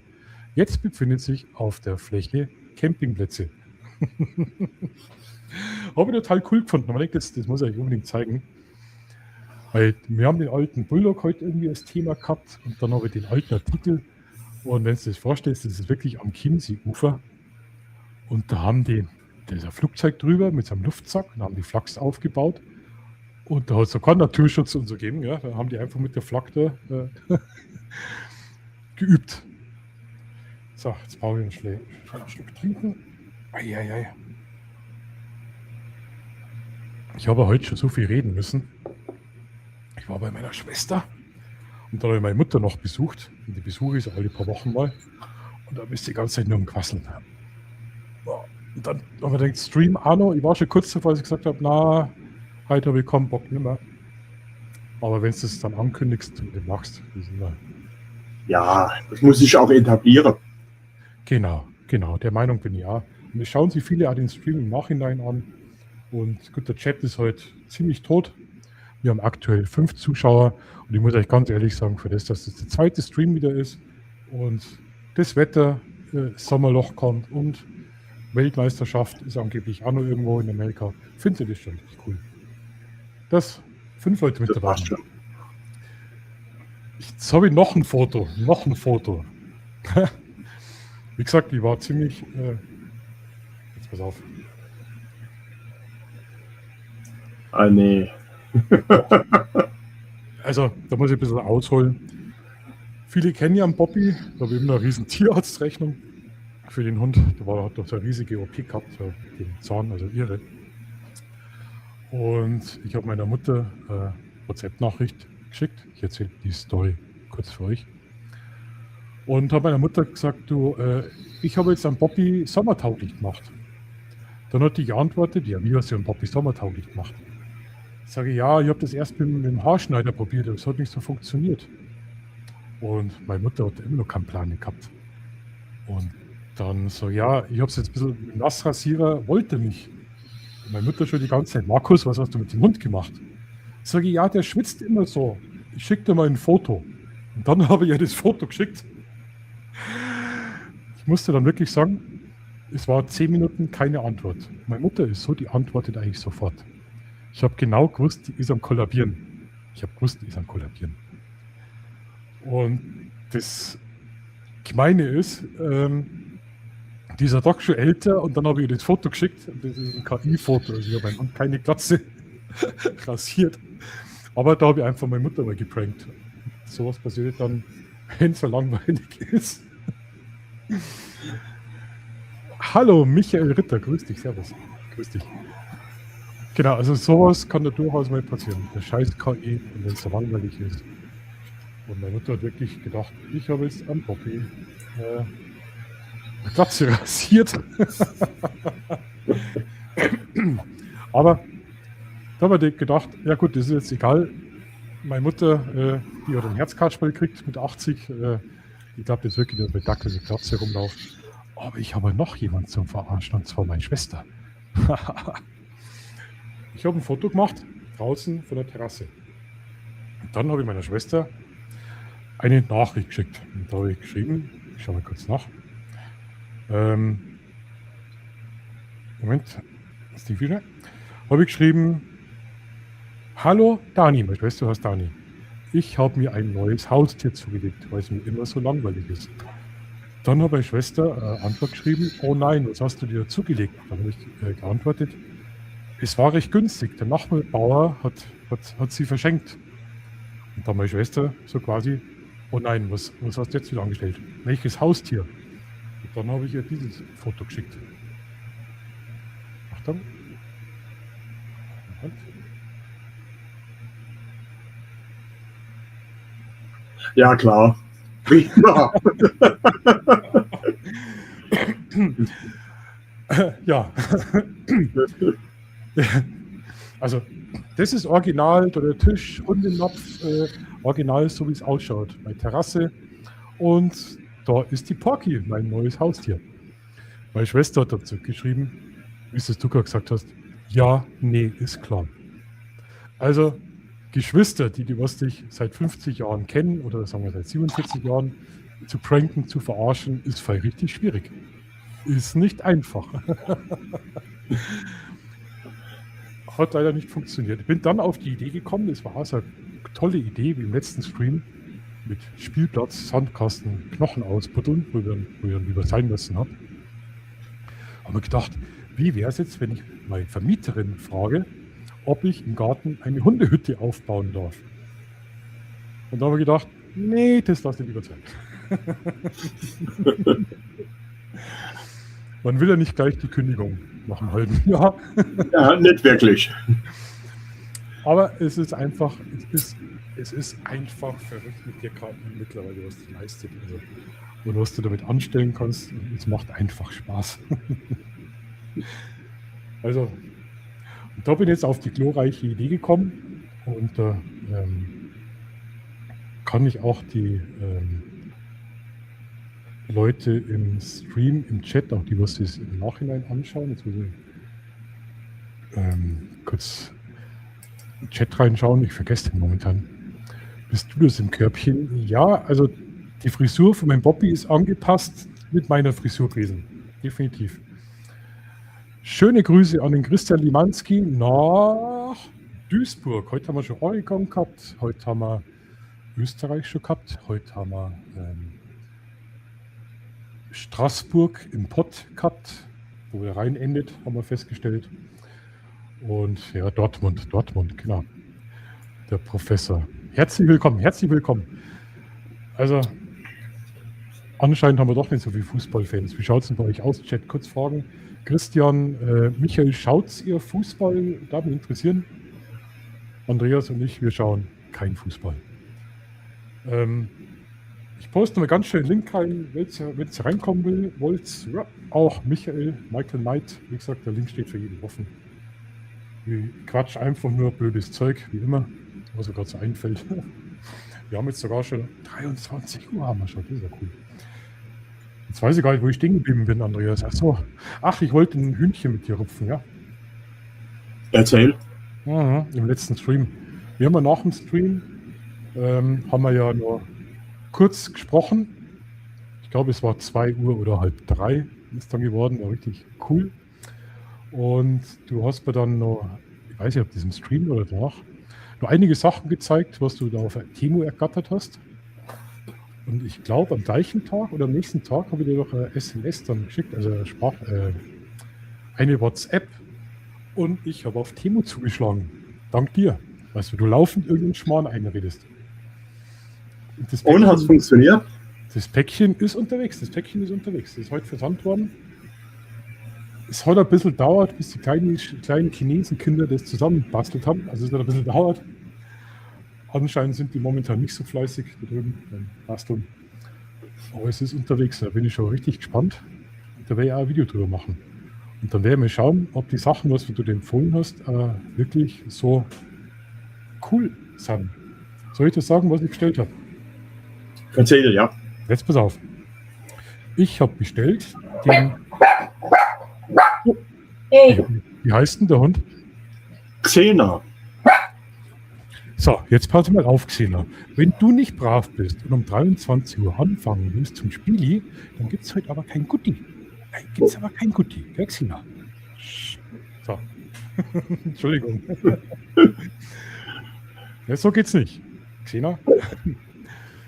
Ich bin Fußballer, habe aber erst gerade Feierabend gemacht. Ja, scheiße. Ja, ich kenne das, Christian, für die Temperaturen, wenn es dann Spätschicht hast. 22 Uhr Schichtende oder so. Aber ich wünsche dir viel Spaß beim Fußballschauen. Und der Michael Ritter, gebe deine Z8 her. Der Michael Ritter möchte die Z8 von Christian Limanski, verstehe nicht, weil der Michael Ritter hat die Z9. Upgrading, verstehe nicht. Macht man nicht. Ich würde dir, Michael, wenn du willst, anbieten, die Z9 gegen mein Z6, wenn du es upgraden willst, ist kein Problem. Also meld dich einfach. Mach mal. Aber jetzt zurück zum Thema, was ich mir auf Temu gekauft habe. Danken Andreas aus Rheinau am Rhein im Pott. Und zwar habe ich mir für die Pocket 3 den Käfig gekauft, was du gesagt hast, den man reinstecken kann. Moment. Wo der Gimbal dann geschützt ist. Genau, das habe ich gekauft, das ist heute bestellt. Weil das finde ich richtig geniales Ding.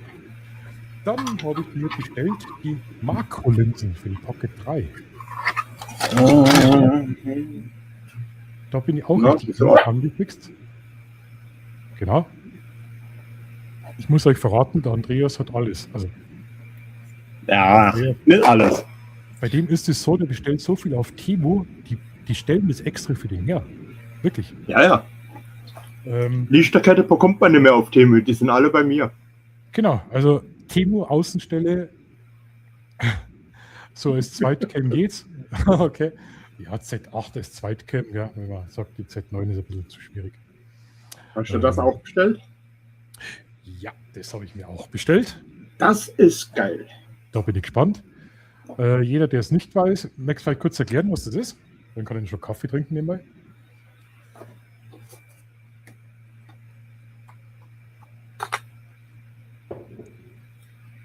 Es kommt ans Handy dran Mhm. mit Magnet. Ist noch eine Scheibe, wo man auf die Hülle kleben kann dabei. Mhm. Das hier ist das Selfie-Spiegel, wenn man mit der besseren Kamera fotografieren will. Und hier, ne, Ein International Gunny, ein Ringlight. Schaut euch das an, ein Ringlight. Mit Ach, warm Schmarrn, das und kann kalt. Farben. Ah. ja, nur kalt und warm. Ja, aber das ist doch schon was. Ah ja, Ja, das ist ja cool. Das habe ich auch mal lernen müssen. Das habe ich gar nicht gewusst. Wenn man Sonnenlicht simuliert, ist das kein warmes Licht, sondern musst du das kalte Licht hier nehmen. Das kommt der Sonne näher. Habe ich gar nicht gewusst gehabt. Ich habe immer gemeint, das Sonnenlicht ist so ein warmes Licht. Nee, es ist falsch. nee. Genau, die drei Sachen. 6400 Kelvin. Okay. Richtig knalles Sonnenlicht. Also ich glaube, die drei Sachen habe ich bestellt. Oder war da noch was dabei? Weiß ich gar nicht. Ich weiß bloß, dass ich jetzt von Temu ganz viele Nachrichten bekomme. Ganz viele. Ein Dankeschön-Angebot. Vorsicht, zwar bin Vorsicht, Vorsicht. Scheiße, doch, ich bin drauf reingefallen. Mist. Ich habe noch was bestellt für 30 Euro. Nee, für 10. Irgendwas habe ich noch bestellt, dann hat es geheißen, ich kriege ein Geschenk für 30 Euro, weil ich so viel gekauft habe. Und dann habe ich noch irgendwas bestellt. Und zwar ein Dankeschön-Angebot, da bin ich voll drauf reingefallen. Und wenn ich da jetzt sage, ich kann da nicht sagen, was das war. Ich kann es dir nicht sagen. Es war doch kein 3 Meter Selfie-Stick. Mist, sie haben 4 Geschenke nicht abgeholt. Doch, Das da bin ist ich drauf mit Geschenk. reingefallen. Das ist mit Geschenk. Ja, da bin ich voll drauf reingefallen. Ich lasse einige Geschenke ausfallen, weil du trotzdem zahlen musst. Oder du musst so viel bestellen, wo du gar nicht willst. Ach du Scheiße. Doch, weißt du, was ich noch bestellt habe? Ach du Mist. Ja, da bin ich voll drauf reingefallen.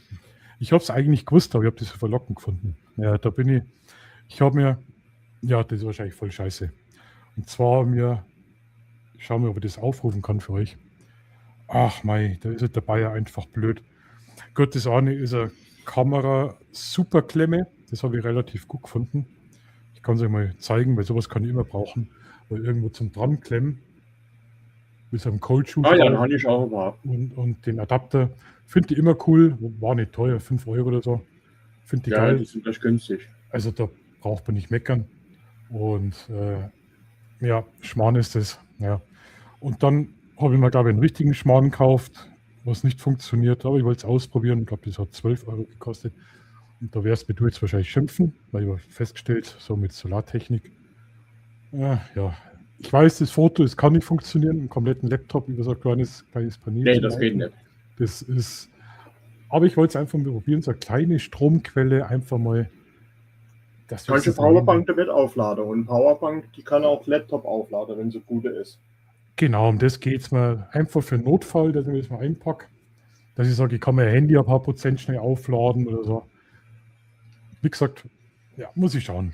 Also Temu kommen einige Pakete oder ein großes Plastiksackerl. Dank dir. Ja, super. Was ist mit dem Drucker? Hast du mal geguckt? Mit dem Shelby 1500? Nein. Weil der kostet, was hast du gesagt, 150 Euro, oder? Na, so mit allem drum und dran, was man braucht. Ja, kommt hin. Ja. Bei Amazon halt. Ich muss jetzt erstmal für die Temu-Bestellung ein halbes Jahr Raten abbezahlen, also mit 3 Euro im Monat. Nee, da bin ich ganz gefährlich und da bin ich wirklich komplett reingefallen auf den Scheiß. Komplett. Wenn die Bestellung unterwegs ist, dann musst du öfters reingucken, da gibt es irgendwo Preisanpassung. Da kriegst du noch Preisnachlässe, auch wenn du die Ware schon hast. Okay. Für die ganze Weile. Na, das lass jetzt laufen. Wie gesagt, ich bin ja nicht so der Besteller eigentlich. Aber es waren ein paar Sachen dabei, wo man gedacht hat, das ist richtig cool. Das ist, Ja, die haben nette Sache. Jetzt habe ich noch ein anderes Thema, weil ich habe euch ja vorhin die Fotos gezeigt von der KI, wo ich meine arme Mutter, geprankt habe und versucht habe, meine Schwester zu pranken. Ich habe eine richtig geile Idee und da könnt ihr mir auch in die Kommentare schreiben. Und zwar gibt es auch gerade in der Foto-Community, gut, jetzt ist heute wieder alles Technik und Fotolastig. Michael Ritter, Michael Knight, ich wünsche dir ganz viel Spaß beim Untergang gegen die Elfenbeinküste. Wenn wir verlieren und dir geht schlecht und ich muss dich trösten, melde dich bei mir. Der Stream steht für dich immer offen. So, gut, Entschuldigung. Also jetzt wieder zum Thema. Es gibt doch so ganz große Fotografen, Kaprun, Kaplaun, Wiesner, Kaplun, ja. Amazing Nature, Super Alpha Tier, so viele. Und ich bin jetzt auf die Idee gekommen, ich möchte jetzt, da könnt ihr mir helfen, wenn ihr auch Ideen habt, ich möchte die Leute jetzt anschreiben mit Foto, zum Beispiel. Jetzt ganz spontan aus der Hüfte geschossen. Hallo, mein Name ist Markus. Ich habe mir dieses Tamron 24 2000 gekauft. Dann fotografiere praktisch mein Objektiv, ändere das mit der KI dementsprechend, dass es nicht 200, sondern 2000 ist und lass mir irgendeine lustige Frage einfallen. Und dann reiche ich jetzt ein und möchte wissen, wie die reagieren. Ob die hilfsbereit sind, ob die raufkommen, ob das geprankt ist oder ob ich einfach so eine 0815 Antwort bekomme. Und da bin ich so am Überlegen, so eine kleine Serie zu machen. Das können wir auch dann live schauen, was da rauskommt. Und ich würde sagen, so 1, 2, 3 Wochen, wenn ihr Ideen habt, wie wir so richtig mal pranken oder verarschen können, mit KI über solche Sachen. Oder zum Beispiel Wolffilm. Ich habe von Wolffilm den großen Federarm damals gekauft. Absolut geil, wenn du einen großen Gimbal drauf hast. Ich mache ein Foto von dem Federarm, der von oben in der Autoscheibe drin steckt. Und dann schreibe ich einen Wolffilm, dass ich mit dem Federarm beim Parachuten war. Mir ist der aus der Hand gefallen. Und ob da nur Garantie drauf ist.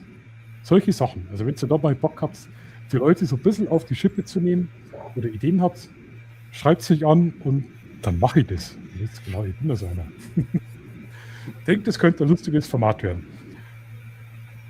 Und da Hoffentlich geht der Schuss nicht dahinter los. Hoffentlich geht der Schuss nicht dahinter los. Warum? Ob die den Spaß verstehen?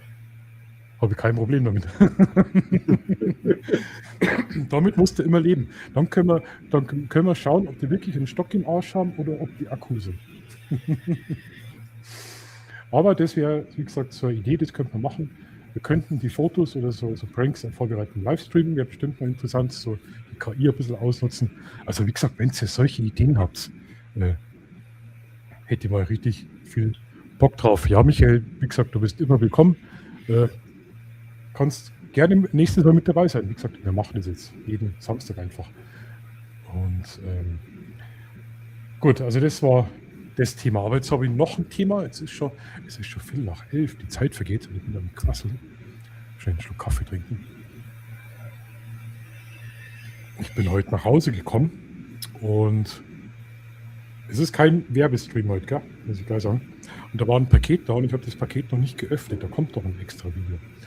Und zwar habe ich eine Kooperation und ich mache dann jeden Monat irgendwas, dann so einmal im halben Jahr. Und da ist heute ein Paket draußen gewesen und zwar, schaut's mal, Campface. Da habe ich gedacht, das könnte man einfach im Stream zusammen aufmachen. Wieso nicht? Ich weiß auch nicht, was drin ist, alles original verpackt. Und, also ich weiß, was drin ist, aber nicht, wie es ausschaut. Und ich blende euch später mal, ich verlinke euch einen Link zu Campface. Oder warte mal, wir können wir gleich noch schauen. Da schauen wir jetzt gleich noch. Das brauchen wir nicht, Moment. Ich finde das sogar richtig cool. Ich bin so ein kleiner Campface-Fanboy, muss ich euch ganz ehrlich sagen. Weil, wenn man da schnell mal irgendwas braucht, und die haben da gar kein schlechtes Zeug, ganz ehrlich. Und die Preise finde ich ja total legitim. Ich weiß ja, K&F, hast du auch schon Sachen bestellt, Andreas? Ja, einiges. Ich finde die auch gut. Okay, die sind gar nicht ohne. Also ich finde die gar nicht. Es ist jetzt nicht das High-End-Equipment, aber die haben wirklich auch Stative, gute Sachen. Ich habe auch von Campface ein Stativ. Das nehme ich ganz normal her. Ich finde das einfach hammergeil. Jetzt muss ich bloß schnell schauen, ob ich den Link finde von der Una, das ist meine Ansprechpartnerin. Die haben nämlich momentan eine Aktion. Moment. Activity. Und zwar haben die sogenannte Prime Days jetzt im Juni. Ja. Nächste Woche. Und wie gesagt, es ist keine Werbung. Es ist keine Werbung. Ich bin nur wirklich überzeugt davon. Wenn man mal irgendwas schnell braucht, zum günstigen Preis in guter Qualität, schaut da vorbei. Schauen wir, ob ich den Bildschirm freischalten kann. Augenblick. Wo sind wir? Bildschirm stoppen erstmal. Dann werden wir den Bildschirm hinzufügen. Bildschirm teilen. Dann gehen wir auf Fenster und zwar gehen wir da drauf. So. Schaut her, so schaut es momentan aus. Ist damals mal weg. Und ich finde das von denen richtig krass momentan. Die haben, genau, die haben verschiedene Zeitachsen. Das ist genau jetzt im Juni. Wir haben nicht mehr lang, 10 Tage noch. Und die haben da wirklich gute Rabatte. Ich habe teilweise gelesen, bis 70% sogar. Oh, Ja, und das sind so, also schon her, 15-20%. Ich kenne mir heute nicht so aus, aber jetzt haben wir momentan Prime Days bis zum 26. Und dann 10 Euro Gutschein. Ja gut, das erinnert mich eher an Timo, da bin ich jetzt nicht so der Fan davon. Also ganz ehrlich, das check ich halt nicht.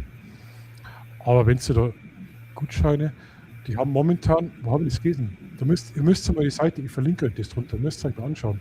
Die haben nämlich richtig krasse Rabatte mittlerweile. Und das ist eine Promo-Aktion, da bin ich gefragt worden, ob ich das mal herzeigen will. Also, wie gesagt, schaut da momentan mal drauf. Komischerweise findet ihr jetzt natürlich nicht, weil wir live sind. Aber ihr könnt es, glaube ich, und wie gesagt, das ist keine Werbung, wenn du da gibt es sowieso Rabattcodes, gibt es dort immer. Und wenn du da Pixel eingibst, dann gibt es Rabatt drauf. Und dann kriegst du es sogar noch günstiger. Wie gesagt, da müsst ihr mal nachschauen. Ja, momentan im Juni haben die da so Aktion und gerade Juni, jetzt wenn dann die Zeit kommt, machst du Sommerurlaub und so und sagst, sag jetzt ein Reisestativ oder da mal irgendwas schnell oder ein Filter, kann man sich ja schnell holen. Und da ist einfach. Rucksäcke sind recht gut von denen. Was ist gut? Die Rucksäcke. Die sind recht gut. Habe ich auch schon gehört. Also Kamerataschen, Umhängetaschen, Kameragurt. Und jedes halbe Jahr, sowas ungefähr, mache ich da einmal so ein Video. Kamerarucksäcke. Also wenn ich auf Kentface einen Rucksack kaufe für 150 Euro, ganz ehrlich, dann taugt der auch was.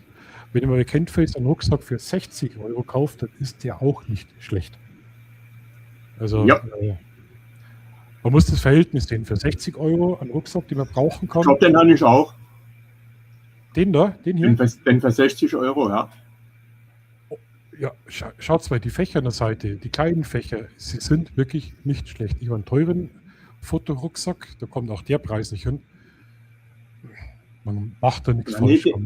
Nee, den orange-grün, den habe ich in schwarz, aber. Den da herunten? Ja, ich meine, den hier hätte ich. Okay. Der Murat hat den auch schon mal vorgestellt. Also Okay. die Rucksäcke sind gut von denen. Wenn, dass man einen Rucksack für 150 Euro nicht vergleichen kann mit dem Rucksack für 400 Euro, ist ja klar. Genau. Also wie gesagt, das ist immer das, wo ich den Leuten versuche zu erklären. Wenn ich bei Kentface einen Rucksack für 60 Euro kaufe, dann ist das keiner von Timo. Das ist wirklich Qualität. Und wie gesagt, das ist kein Werbevideo. Und wenn ich bei Kentface, K&F, ich sage bei Kentface, einen Rucksack für 150 Euro kaufe, dann habe ich da auch anständige Qualität. Wenn ich da jetzt ein anderes Logo drauf habe, da die für den wahrscheinlich 300 Euro oder 400 Euro zahlen. Klar. Da stellt sich halt immer die Frage. Und ich finde es halt einfach auch praktisch, weil du hast, egal, wenn du jetzt sagst, du fährst in Urlaub und merkst oder brauchst schnell irgendwas, auch Filter sollen recht gut sein, habe ich gehört. Da gibt es ja einige, die haben das empfohlen. Thorsten Engemann sagt immer zu mir, oder hat zu mir immer gesagt, bestell dir oder hol dir Filter von Kentface zum Testen. Aber mit Filterfotografie habe ich nicht so viel am Hut bisher. Die sind mit Sicherheit nicht schlecht. Also, ja. Und wie gesagt, keine Werbung. Pixel kann man da irgendwie bei der Bestellung dann anscheinend als Code eingeben. Dann gibt es irgendwie auch noch extra Rabatt. Genau. Also das wollte ich unbedingt schnell zeigen.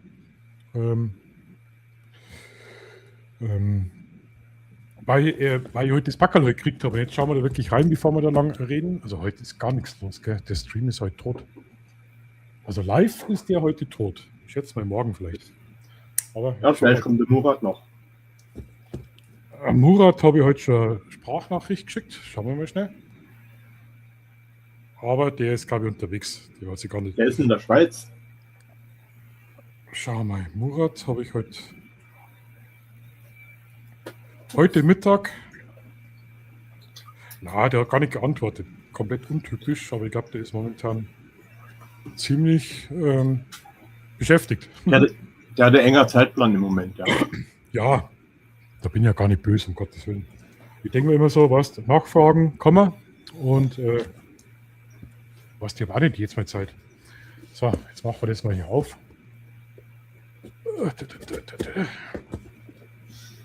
Welche Seite? Oh, Mist, ausgerutscht, ja. Dann machen wir hier auf. Das hat diesmal gar nicht so lange gedauert. Das ist eine Woche aus China, also es kann das schon sein, das ist der Nachteil, dass es einmal 10 Tage dauert oder so, aber die haben das mit Luftfracht, haben die das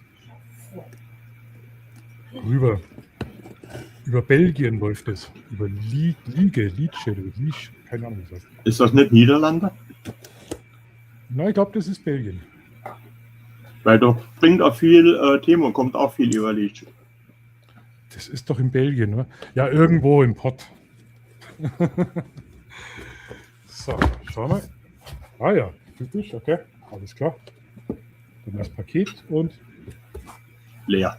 leer. Gut. So, auf das freue ich mich, da bin ich jetzt richtig gespannt. Und zwar habe ich da, ihr könnt dann raten, wie viel es kostet. Schaut, da kommt jetzt ein Testvideo raus. Ich habe es ja wirklich gekauft. Ja. Der Andreas hat es natürlich auch. Ich bestelle jetzt nur noch Sachen, die der Andreas nicht mehr hat. Wird schwierig. Dann wird es schwierig. Ja. Und zwar habe ich das wie wir in der fränkischen Schweiz waren, mit dem Lichtsetzer und mit dem Landschaftsknipser und Thorsten Engemann. Das war beim Thorsten Engemann also gut gefallen, an die Videos immer. Und zwar ist das so ein Tripod, wo man ganz lang ausfahren kann. Man kann ihn einfach dann irgendwo hinstellen, auf 1,50 Meter Höhe mit der Pocket 3 und kann es einfach einmal schnell umstellen. Man muss sich immer großes Stativ aufbauen, wo man es draufstellt oder mit Selfie-Arm dann aus 2 Meter Entfernung filmen. Das sollte immer haben. Und das ist, glaube ich, auch mit Fernbedienung. Wobei, mir schätzt, Fernbedienung werde ich gar nicht so benutzen. Das ist wieder eher so ein Teil, was er in den Rucksack reinwirft und gleich nie benutzt. Du, ihr habt die gehört, gell? Aber jetzt schauen wir da mal rein. Wie gesagt, da kommt ein extra Video. Unboxing im Live. Das ist schon. Okay. Ich spüre da schon irgendein Plastik. Gehst du raus? Oh. Okay. Okay, das ist ja cool. So, da haben wir jetzt irgend so ein K&F-Teil haben wir hier. Ciao. Okay, das kann ich nicht. Wieder froh, dass ich heute einigermaßen Englisch rausgekommen habe. Dann hast du natürlich eine Anleitung und es riecht nicht chemisch, wie oft bei Timo, wenn du bestellst und das Packerl aufmachst. Da folgen wir schon so ein USB-Kabel, USB-C-Anschluss. Folgen wir hier entgegen, okay. Das ist richtig cool eingepackt. Ich hoffe, das Ding taugt was. Ich hoffe, weil das wird Das dann so taugt was. ständiger. Da vorne ist irgendwas drauf geklebt. Das ist der Magnetring für aufs Kameragehäuse aufzukleben. Oder auf der. Ach, der klebt da drauf. Dann klebt man auf die Rückseite von der Kamera. Das ist der, wie heißt das dann? MagSafe vom iPhone. Selbe Größe. Aber ich muss doch das jetzt bei der iPhone habe nicht extra Brauchst du es draufkleben. nicht. Aber- Dann Oder? ist es schon. Das ist genau selbe Größe. Passt. Dann Kann habe ich gleich so anfangen. praktisch, dann habe ich da jetzt praktisch Weiß ich aber. Magnetring, wo ich irgendwie, das ist ja cool. Das ist wieder sowas, was in die, kennst du auch das? Hast du auch so eine Schachtel, wo du immer so Gusssachen reinlegst? Weißt du, so ein Magnetring, kann man irgendwann brauchen. Oder den Stecker, oder das sammelt sich, ja. So, jetzt bin ich gespannt. Das klang sehr geil, oder Stoff. Oh, in weiß. Oi. Ja, ich aber denke, weiß ist mal was anderes. Das Schwarz immer ist irgendwie. Ich wollte es einfach mal Das in sieht weiß gut haben. aus. Ja. Okay, ich check das natürlich jetzt so gar nicht. Wie gesagt, ich muss da nur ein Video drüber machen. Das ist für ein Handy ohne den MagSafe. Also ihr könnt da was aufklappen und du kannst dann. Mal schauen. Auseinanderziehen, ja. Jetzt mache ich es wahrscheinlich gleich kaputt. Ach so, das ist eine normale Handyhalterung, wo man Handy einzwicken kann. Du Genau. kannst da praktisch das Handy einzwicken oder du kannst es gechillt, wenn es das Mit dem einklappt. MagSafe, ja. Du steckst mich so an mit dem Schmarrn. Jetzt müsste das. Schaut's hier. Das hängt. Und das hängt richtig fest. Ja. Ja, das teste ich jetzt nicht. Aber das hängt. Das ist ja cool. Ach so, dann ist es, wenn du jetzt gar kein iPhone nicht hast, sondern Huawei, Samsung, keine Ahnung, dann gehst du her und klebst du den Magnetring drauf. Genau. Ich glaube, Samsung und so hat das nicht, oder? So Magnet. Nee. Mhm. Und dann Habe ich kannst du bei mir das. draufgeklebt. Ah, okay. Ah, das ist praktisch. Also kannst du es mit jedem Handy benutzen. Und notfalls Genau. kannst du es ja auch ganz normal einzwicken. Ja. Okay, das ist cool. Jetzt, pass auf, jetzt kann man das hier aufklappen. Jetzt, pass auf, das klappt man jetzt so aus, oder? So. Ja. Und dann machen wir das so. Und dann haben wir hier jetzt irgendwelche Schrauben. Das ist wahrscheinlich hier für... Okay. Ne, du machst das Stativgewinde hoch. Die kurze Okay. Schraube auf der anderen Seite, die kannst du dann hochmachen, wenn das ein bisschen Ach so. löst. Ja, da wird Da kannst du eine normale Kamera dran machen. Für dem Gelenk. Ja, Kamera oder Licht Okay. als Lichtstativ benutzen. Was ist Wenn das du hier für ein Beleuchtung dran Knopf? machen willst. Das ist kein Knopf. Das schaut bloß aus. Schaut aus wie ein Knopf, gell? Kann man es erkennen? So ein bisschen. Aber da haben wir nur eine Schraube. Was macht jetzt die Schraube hier? Du machst es an der Kamera fest. Und da haben wir einen Das ist der Schutz. Ja. Plastikstopsel. Dann haben wir da hinten eine Gewinde. Okay. Also irgendwas kann das auch. Ja, das die wird eine normale Kamera festgemacht mit Stativgewinde. Das ist eine Viertelzollschraube. Dann könnte ich ja normal. Jetzt ergibt es Sinn. Ja, Plate drauf und Kamera drauf. Jetzt ergibt es Sinn. Okay, das ist cool. und da kannst du auch Zusatzbeleuchtung festmachen, zum Ja, Beispiel. das ist cool. Das ist cool. Okay, das oder gefällt mir. Klammer für Reflektoren. Was ich immer wichtig finde, ist, dass so Dinge einfach auch flexibel sind, dass man was dran bauen kann. Ja. Tonstrecke, Licht, das ist mir immer, da will ich sogar irgendwo, ja, ich bin ja so ein Fan von Cold Shoes. Weißt du, irgendwo mal schnell eine Softbox dran oder irgendwie, da schaue ich eigentlich schon immer. Jetzt, was haben wir denn da? Das ist die Ja. Fernbedienung. Du musst nach oben rausziehen. Ah, okay.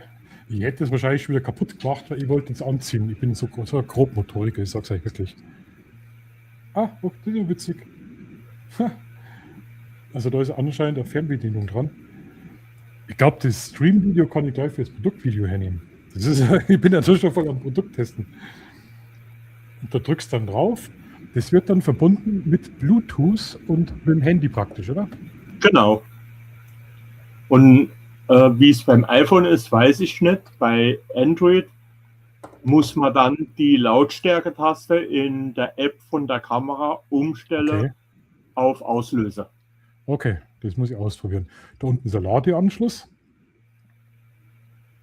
Ja, aber jetzt ganz ehrlich, wenn ich jetzt mit dem Handy filme, dann drücke ich doch schnell so drauf, oder? Bevor ich da wieder ein Teil extra rumschleppe, das extra laden muss, dann schleppe ich es extra mit. Weißt du, was ich Das meine? hebt ja ewig. Geh Das jetzt hebt ja schnell. ewig. Ha?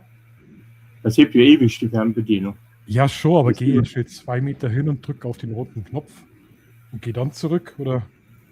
Und wenn du selbst drauf stehen willst, Aber es wäre interessant, wenn ich zum Beispiel irgendwelche Tiere oder so, dass ich das Ding aufstelle und gehe dann weg ein paar Meter, muss ich schauen wegen der Reichweite, dass ich nicht zur Kamera hinlaufen muss. Wobei und Nikon. dann gibt es ja noch einen Zusatzmonitor, kann man ja auch kaufen. Denn dann Ja. kann man dann mit dem Handy koppeln und dann siehst du auf dem Monitor, was dein Handy sieht. Und wenn du dann direkt die Bildausschnitt hast, durch Grad auslösen. Ja. Ja gut, ich kann halt die Action, die Pocket oder Action mit dem Handy verbinden und kann dann über die App, DJI Osmo App, ganz normal auslösen. Also das Ding ist ja jetzt eher Spielerei. Das ist jetzt eher was für jemanden, der jetzt nicht so viel Technik hat, wo ich sage, der filmt wirklich nur mit dem Handy und hat keine Alternativen. Dann glaube ich, mag sowas schon gut sein. Aber ich glaube, wir würden Na den gut, allein das Auslösen tut immer Vibration verursachen. Mit dem nicht. Wenn du mal Langzeitbelichtung machen willst, bist du immer froh drum. Also wenn ich der großen fotografiere, dann stelle ich eine Verzögerung ein. 3 Sekunden. Ja, das habe ich schon lange nicht mehr gemacht. Ja, doch, teilweise schon. Bei Alles nur mit Langzeitbelichtung- Fernauslöser. Jetzt kommt aber das Wichtigste. Da, jetzt pass auf. Jetzt Und kommen wir draufdrücken, unten. da geht's auf. Das ist jetzt das, warum dass ihr das Ding haben wollt. Da unten können wir aufklappen. Okay, das ist Metall. Das ist metallgestützt. Dann kann man das so aufklappen. Oder? Ist das richtig so? Genau, Und da unten habe ich jetzt eine Schraube. Was mache ich jetzt mit der? nix. Aber da kann man auch was machen. Schau mal, die kann man rein und rausdrehen. Vielleicht zum Blockieren. Das muss ich rauskriegen. So, und jetzt kann ich das so hinstellen. Die Kamera mal runter. Der ist sogar ziemlich breit. Wie weit breit wird das sein? 40 cm unten.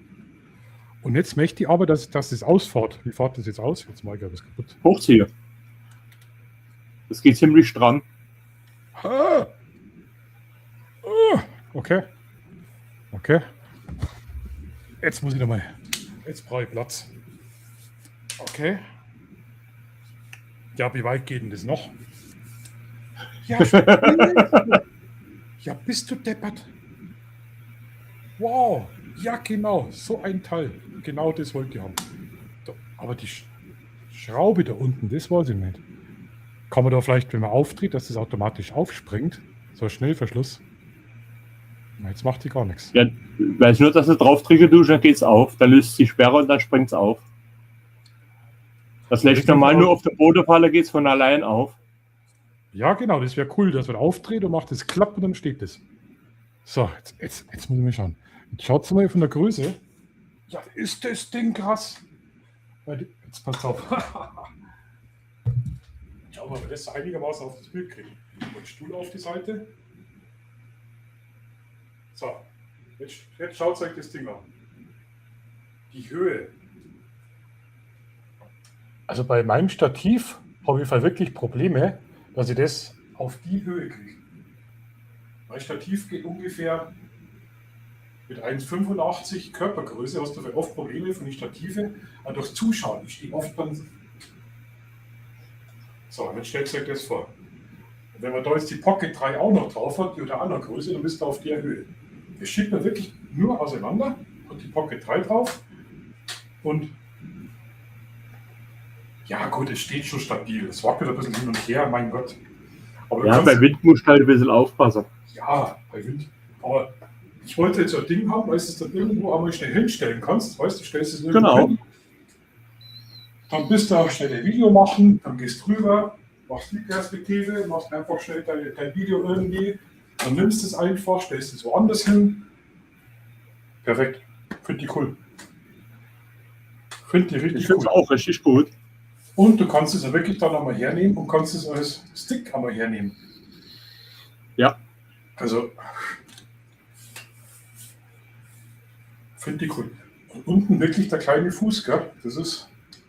Ja gut, jetzt in der Natur hast du wahrscheinlich Probleme, Steine und so weiter und das geht's nicht, aber wenn du mal irgendwo bist, wenn du zum Beispiel durch die Stadt rennen oder was und nicht einfach Aufnahmen machen oder wenn viele Leute da sind, Was du jetzt, wenn du so ein großes Stativ aufbaust, und es sind viele Menschen da, wie schnell ist denn da so ein Depp drüber geflogen? Oder bleibt hängen?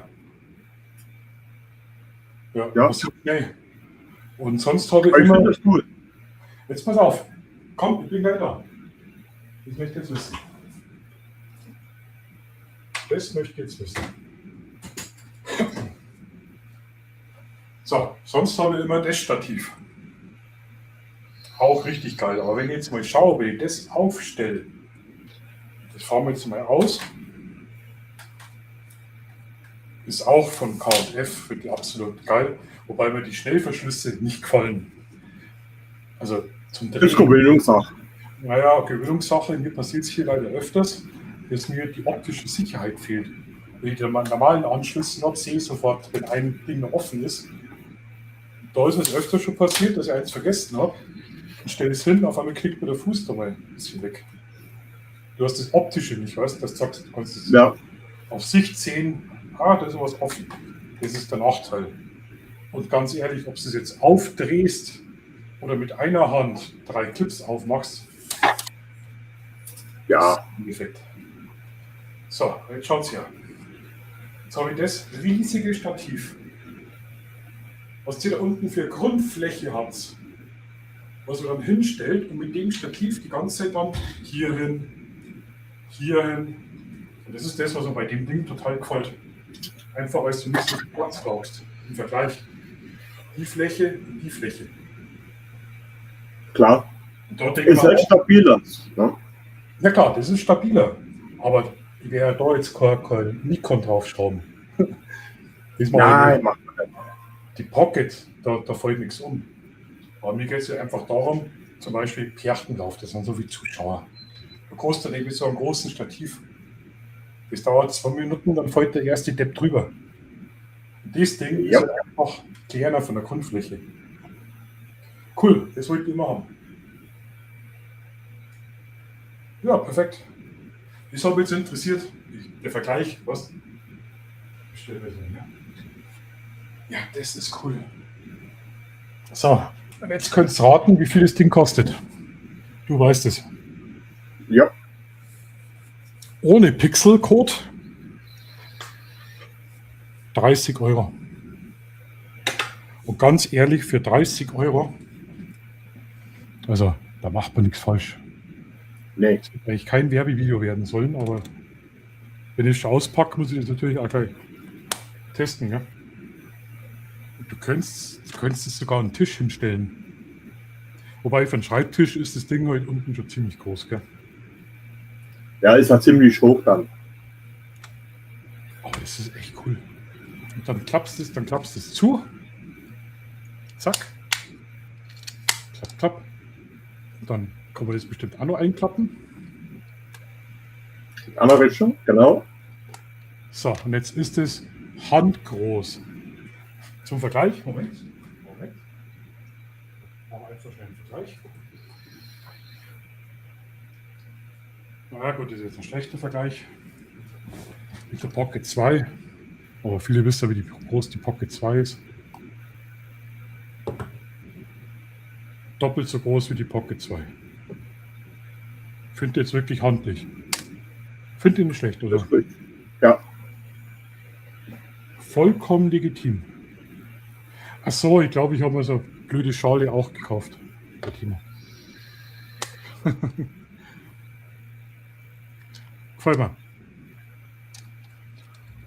Und notfalls, wenn der Fotospot belegt ist, kannst du das auch als integrierten Meinungsverstärker benutzen. Also liegt wirklich auch gut in der Hand. Aber die Schraube da unten check ich da nicht. Die kann irgendwas, da bin ich mir sicher, da bin ich bloß zu blöd dazu. Die kann man irgendwie, wenn man aufmacht. Oder ist es einfach nur der Verschluss? Wisst ihr was? Das ist, glaube ich, nur der Verschluss. Das ist nur der Verschluss. Da kann man nichts machen. Das ist nur, wenn man es zuklappt. Kann man langsam machen. Es ist schon verrückt, gell? Alte Männer, was sie die nur mit dieser blöden Stativ. Aber das ist magnetisch. Gell, bist du deppert? Das ist sogar magnetisch. Ich wollte das jetzt langsam zumachen, das klappt gar nicht. Schaut, es geht Herz ist automatisch. Da sind innen drin keine Magneten. Und ich bin mir sicher. Pass auf. Zack, das ist magnetisch. Geil. Ja, cool. Super. Ja, da muss ich jetzt ein Video machen. Ist auch selten USB-Kabel. Ach, Auch für die Fernbedienung. Ja, ist ja cool. Magnetische Selfie-Stick-Tripod. Cool. Ja. Was meinst du, wo ihr da Videos machen? Ja, aber Also das Ding ist super. ich habe dann mit dem, ich habe ein ganz altes Stativ von Amazon Basic. Und das ist ja ganz anders aufgebaut. Das ist so klassisch aufgebaut. Wo du in der Mitte noch den Rahmen hast. Das hast du bei den neuen K&F hast du den komischen Stabverschluss, klack, klack, klack. In der Mitte, bei den neuen hast du in der Mitte so ein Ding gehabt. Und wenn ich da so mit der Pocket am Filmen war, habe ich lieber das alte genommen, weil du hast mit dem Finger schnell hochgeschoben und dann hast du es ja auch so als Stange tragen können. Bei den neuesten Stative kannst du es nicht. Wenn du es aufklappen willst, musst du immer erst klack, klack, klack, klack, klack, klack, klack, klack, klack. Und das hat mich so genervt. Oh, cool. Deswegen habe ich das, wollte ich das einfach haben. Also, da freue ich mich. So können kleine Sachen große Freude bereiten, ja. Ja, 18 Minuten bis Mitternacht, dann haben wir das schon wieder geschafft. Wie schaut es denn eigentlich aus? Du hast ja im letzten Stream haben wir ja drüber gesprochen, so mit Schneiden. Wird dir auch das bekannt geschickt? Hast du dich schon beschäftigen können damit? Hast du schon geschaut? Noch gar nicht. Bist Bin du noch zu gar nichts gekommen. Ich Okay, muss erst mal Bonsai schneiden. wie bitte? Am Der Bonsai? Camper. Ja, Ah, die sind ja gewachsen wie die Teile. Die muss Okay. ich wieder zurückschneiden. Der Camper fertig einraumen, weil jetzt ja, am ist- nächsten Wochenende sind wir auf dem Wölfsche-Treff. Also lauter kleine Bolonkas Fettnas, wo dann miteinander interagieren. okay. Und das Ganze mit dem Camper. Ja, also steckst du jetzt eigentlich so in die Vorbereitungen, schätze ich mal, gell? Du hast keine Zeit für sowas, okay? Ja, egal, aber du hast es ja. Happy, was interessiert, vielleicht hast du es ja schon. Nee, noch gar nicht. Bin ich noch gar nicht zugekommen. Ich habe es runtergeladen, die YouTube-App, was du mir geschickt hast. Und das werde ich Okay. auch probieren die nächsten Tage. Okay. Und ja, und jetzt mit den Temperaturen, da sitze Ja. ich eigentlich nur da rum und schwitze. Das ist so lästig, man ist so matt, gell? Müde und kein Bock und ja. Ja, und jetzt habe ich schon meine mobile Klimaanlage. Okay, Die kann schon ans Handy dran stecken, der kleine Ventilator, das ist so geil. okay. Also das macht schon viel aus. Ja, das ist schon Gold wert dann, gell? Und Aber- die normale Klimaanlage, die braucht halt viel Strom. Mhm. Aber die laufen nachher auch noch eine Stunde weit, dass es ein bisschen runterkühlt. Ja. Weil es kühlt ja auch nachts nicht viel ab. Also wie gesagt, bei denen ich Strompreise momentan schwitze ich lieber. Weil wenn jetzt so die große Klimaanlage anschaut, die richtig rumpelt, erstens ist es laut und zweitens braucht die Strom, das ist so irre. Das wird sie Ja, zwar ja 1000 Watt braucht anbieten, eine Klimaanlage. ja, aber muss sie im Hochsommer bei 18 Grad drin sitzen? Hey, es ist Sommer. Die nehme ich wirklich Ja. nur her, wenn es zur Hitzewelle hast, wenn du sagst, nach einer Woche 35 Grad, du möchtest einfach mal wieder schlafen, dass du dann einmal runterkühlst, ja, aber sonst. Im Sommer bin ich normal nur draußen auf der Terrasse. Okay, Und wenn ich gar nicht drin. Aber wenn es jetzt so warm ist, also 38 Grad, das geht überhaupt nicht. okay, dann macht es ja keinen Spaß, ist bei mir also. Nee, Also 20 dann Grad. sitze ich mich ist lieber immer- ins Auto und fahre los und mache aus dem Auto ein paar Bilder. Ja, ja, genau. Aber nur mit voller Klimaanlage. Ja, sowieso. In Österreich hat es der Liter Sprit, ich habe heute nachgeschaut, weil ich direkt vorbeigefahren bin, 1,65 € gekostet. Super. Oh, Bei uns heute, bevor ich losgefahren bin, in Bergen 2,79 €, also 2,08 € schon wieder. das ist eine Wir Frechheit. wir waren mal kurz unter 2 €, ja? Ja, Jetzt mir war, steigt's ich habe schon getankt für 1,82 der Diesel. Früher war der Diesel das günstigste, gell? Ja, das ist rum. Du hast dann Diesel gekauft, Gut, du hast dann früher mehr Steuern bezahlt, gell? Aber da hat es immer gekostet, wenn du so viel fährst, dann rechnet sich Du das. zahlst immer noch mehr Steuer. Dafür war halt der Diesel auch wesentlich günstiger wie Benzin. Ja. Mittlerweile, wenn du dann Diesel hast, ist nur noch Draufzahlgeschäft. Das ist Ja gut, aber wenn ich dann gegenrechne, der Verbrauch vom Diesel gegenüber bei derselben Maschine als Benziner, dann spare ich immer noch Geld. Ja, Also brauche ich Früher war gut Benzin- 1,5 bis 2 Liter weniger als Diesel. Andi, hi, grüß dich, servus. Zur späten Stunde, Viertel vor Mitternacht, das ist ja cool. Guten Abend zusammen, pünktlich zum Unwetter wach geworden. Das war das vorhin, was ich da gesagt habe, mit die Unwetter, was ich vorhin schon gesehen habe. Dass da jetzt vom Osten, vom Westen, nie ohne Seife waschen, Unwetter heute reinkommen. Das ist schon ziemlich krachen. Das war bei uns gestern. War das gestern? Bei uns gar nichts. Ja. Gar nichts. Es war ganz kurz gestern abends um 2:30, wo man halt dann draußen sitzt, war kurz Wetterleuchten. Sagt ihr das was, Wetterleuchten? Das ist bloß, wenn man so Blitze sieht. Kein Genau, Donnern. So. Genau, da ist zweimal so kurz aufgeblitzt und dann habe ich mich schon voll gefreut. Ich meine, jetzt kommt die Abkühlung und ich liebe Gewitter. Ich bin ja knallhart, hardcore. Ich gehe da raus im strömenden Regen, am Chiemsee unterm Baum, halte mir am Baum fest und mache Fotos. Dann habe mich schon gefreut und dann war nichts. Ja. Aber bei uns war es gestern schon gut. Da hast du schön runter gemacht und vor allen Dingen stürmisch war es. Ja, und das mag Richtig ich. Also. stürmisch. Das mag ich. Also die Natur, wenn sie umso mehr das rumpelt und schäbert, da bin ich dann zu haben. Da bin ich dann draußen. Wenn ich direkt nass bin, scheißegal. Ich mag das. Gestern war bei mir auch Party draußen gewesen. Okay. Ja, dann kommt sie alle aus nie ohne Seife waschen. Aus Westdeutschland. Ja. Naja, bis zum Osten reicht es einfach nicht. Gell? Ja, total cool. Ich finde jetzt cool. Jetzt habe ich dann einen Spezi und ein paar Themen. Jetzt ist die Zeit schon wieder so schnell vergangen. Ne? Ich bin ja gespannt, ob sich jemand auf die Pranks meldet, ob da irgendjemand Bock hat. Weil da habe ich schon Bock drauf. Weißt du, die Leute mal so ein bisschen pranken, ein bisschen verarschen und mal schauen, wie die reagieren. Und mit der KI kannst du mittlerweile ja so geile Sachen machen. Und da lassen wir irgendwie ganz spezielle Sachen einfallen. Ja, da kenne ich mich jetzt gar nicht aus mit KI. Gar nicht.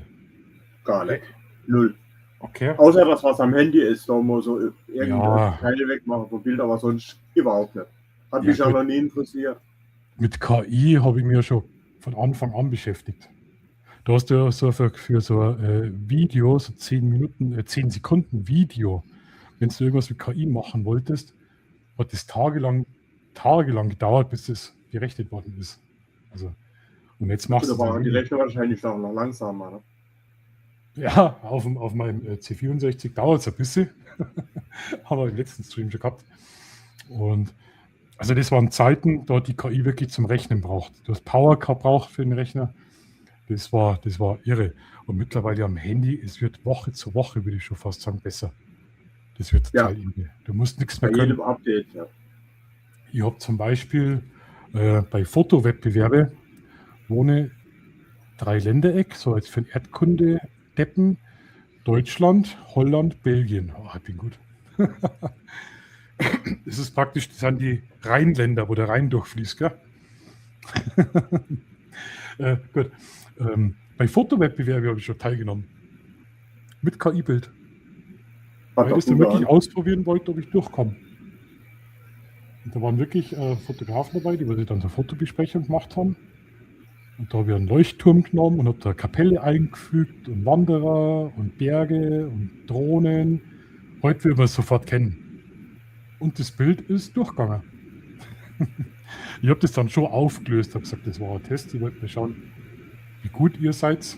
Es hat zwar welche gegeben von den Leuten, die waren ein bisschen kritisch. Gerade was der Schattenfall anbelangt ist. Am Anfang hast du den Schatten oft erkannt. Ich habe dann einen Chiemsee genommen, habe hinten riesige Berge oder irgendwie so einen Fernsehturm mit einem Chiemsee platziert und ja, total cool. Und das war vor 2 Jahren oder 3 Jahren. Also mittlerweile bin ich der Meinung, du kennst den Unterschied nicht mehr. Wenn du das Foto anschaust, von dem Hängebauchschwein draußen, du kennst den Unterschied. Ja, nicht mehr. das ist Schatten sich so sind, nicht. ob das Licht ist, du kennst es nicht mehr. Das ist Ja, mir hat das halt immer fasziniert, von daher gesehen tut mir vielleicht ein bisschen einfacher mit dem ganzen KI-Zeug. Ja,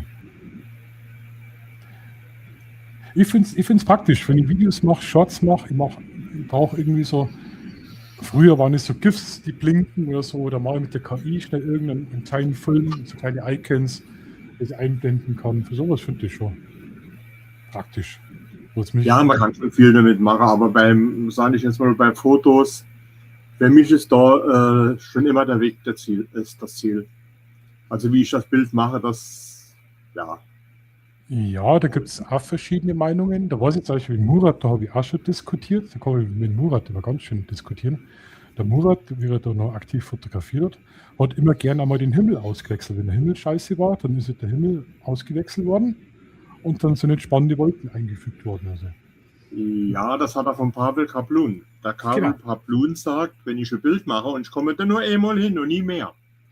Oder in den nächsten Jahren nicht mehr und habe einen scheiß Himmel, da mache ich auch noch einen Himmel drin. Am Anfang habe ich das Wobei gar man nicht dann sagen verstanden muss, und ja. habe gedacht, es ist nicht da. Es ist falsch. Was künstlich hinzuzufügen, ist es falsch. Und dann hat der Murat das auch gesagt. Er ist zum Beispiel einmal im Leben bei den Pyramiden und der Himmel ist gerade in dem Moment scheiße. Und dann habe ich das schon verstanden. Da habe ich gedacht, ja gut, dann kann man vielleicht Auge zudrücken und sagen, okay, gut. Man hat ja für sich das Originalbild, hat man ja. Ja, So aber das ist es auch ja so ein nicht. Streitthema, gell? Himmel auswechseln. Schau her, ich gehe zum Beispiel gerne fotografieren, wenn der Himmel spannend ist. Ist der Himmel langweilig, dann mache ich keinen Drohnenflug. Da weiß ich genau, das ist langweilig. Mache nicht unbedingt ein Ja. Foto, Landschaftsfoto, weil dann finde ich es fad. Ich könnte schon ein Foto machen, dann den Himmel auswechseln, aber ich gehe halt dann gezielt drauf. Weißt, wenn gerade zum Beispiel Gewitter war oder Gewitter kommt und du hast dunkle Wolken, du hast Bewegung, einen dynamischen Himmel, dann mag ich das, dann ist es aber wirklich so. Polfilter, Verlaufsfilter und dann ist der Himmel auch in Ordnung. Ja, aber ja, jetzt wenn ich wirklich an irgendeinem Spot bin, da ist der Himmel jetzt wirklich langweilig, trüb, dann wäre vielleicht Ja. auch versucht, dass ich das mache. Ja. Aber da ist mir der Murat eben in Erinnerung geblieben, weil wir da auch schon mal diskutiert haben. Und ja, KI und Foto. Was ich gut finde, ist halt die Entrauschung, was die KI mittlerweile da schafft, bei Entrauschung und so weiter, finde ich gut. Kann man zwar auch manuell machen, aber da ist die KI schon. Das kannst du nicht manuell mehr machen. Das geht nicht. Also ich tue auch mit KI entrausche. Mhm. Im Moment habe ich noch das Foto AI von Tobas. Okay. Aber das wird jetzt auch wahrscheinlich irgendwann ein Abo-Modell wäre und dann fliegt das bei mir runter. Mhm. Genauso wie Lightroom, das wird auch runterfliegen, wenn mein Abo rum ist. Und Ich dann zahle für hole ich Lightroom mir- 20 Euro im Monat. Das ist ein Abo, Adobe. Ja, und das will ich nicht mehr. Wenn das rum ist, ich habe mir da immer bei Amazon so ein Jahrespaket geholt, die war dann 70 Euro oder sowas, das ganze Jahr. Aber das ist ja alles viel zu teuer Woche. Und, Wäre sinnvoll, gell? Wäre sinnvoll. Ja. Aber ich finde es, also die KI mittlerweile, oder du hast das Straßenschild, dass du es einfach mal schnell raustust, finde ich auch noch legitim. Da das Foto von Ramsau, von St. Sebastian, da ist ein so ein blödes Straßenschild. Auf jedem Foto war das Straßenschild mittlerweile. Beim letzten Mal keinen Bock mehr gehabt, haben wir jetzt, glaube ich, das Foto angeschaut. Da habe ich scheiß Straßenschild raus mit der KI. ja, kann man machen. Andere sagen, es ist legitim, andere sagen, es ist scheiße, weil es nicht echt ist. Aber mir ist das, die vielen Fotos einfach irgendwann so auf den Sack gegangen, wo ich gedacht habe, so, jetzt kommst du weg. Jetzt habe ich keinen Bock mehr. Also wenn ich ein Bild fotografiere und es liegt irgendwo eine Cola-Dose im Bild rum im Weg, das sah nicht ach, das mache ich dann raus. Aber wenn es ein Straßenschild ist, dann fotografiere ich so, dass das Straßenbild zum Bild passt. Ja, Weil es gehört ja zum Bild dazu. Jeder, wo herkommt, der sieht das ja. ja oder wenn du bei Sensorflecken drauf hast. Manchmal Ja, kann es das ist ja sein, gut, das- Ja, die mache ich auch mit der KI weg. Wenn ich Tool, klick, klick, klick, klick, klick, klick. Und dann, Ja. dann ich habe da meine Latz schon, was ich drüber lege und dann schau mal. Grüß dich, ich wünsche dir auch Ja, ganz hallo, schnell Astrid. einen guten Abend zurück, Astrid. Schau nur vorbei, Astrid. Die Nacht ist jung. Wie gesagt, da oben ist der Link, wenn du kurz Hallo sagen willst, jederzeit. Bist gern eingeladen aus der Camper Gang. Und ja, freue mich, total cool. Jetzt hat sie natürlich voll rausgebracht. Ich bin momentan so ein bisschen am Schauen bei Enrico und bei der, was schon wieder im Haus. Martina. Ich schaffe zwar nicht alle Videos zum Anschauen, ich verfolge das so ein bisschen. Also ich switche da so ein bisschen durch. Ich finde das so krass. Also die da nicht übernehmen, für Leute, die das nicht wissen. Die sind jetzt auch zum Campingbereich, also korrigiere mich, wenn ich da falsch bin, eher zurückgezogen und haben sie jetzt so ein kleines, sehr altes, kleines Häuschen gekauft und haben jetzt angefangen, das Ding zu renovieren. Und das schaue ich mir immer an und das ist relativ spannend. Hier wird noch was auch schon hinter mir. Und deswegen schaue ich da immer rein. Und irgendwas war doch letztes Mal mit Kabel verrannt, habe ich gelesen halt. Ich bin noch nicht dazu gekommen, dass ich reinschaue. Und ich denke mir immer so, oh mein Gott, ich würde das nicht mehr machen. Danke für die Einladung. Heute nicht, ich bin schon im Nachtmodus. Dann bist du ja vollkommen richtig hier im Late Night Talk. Dann wünsche ich dir, es ist 3 Minuten vor 12, wir haben es gleich geschafft, in den Sonntag rein. Ich wünsche dir einen schönen Sonntag. Das hat jetzt sein müssen. Der Andi muss mal die EOS 2000D zum Bienenstand mitnehmen. Stimmt, ach, du warst der mit den Bienen. Genau, das hat mich auch fasziniert. Bei der Hitze vergesse ich mal alles. Mal sehen, ob die auch Bienen und Hornissen, europäische und asiatische kann. Die kann das.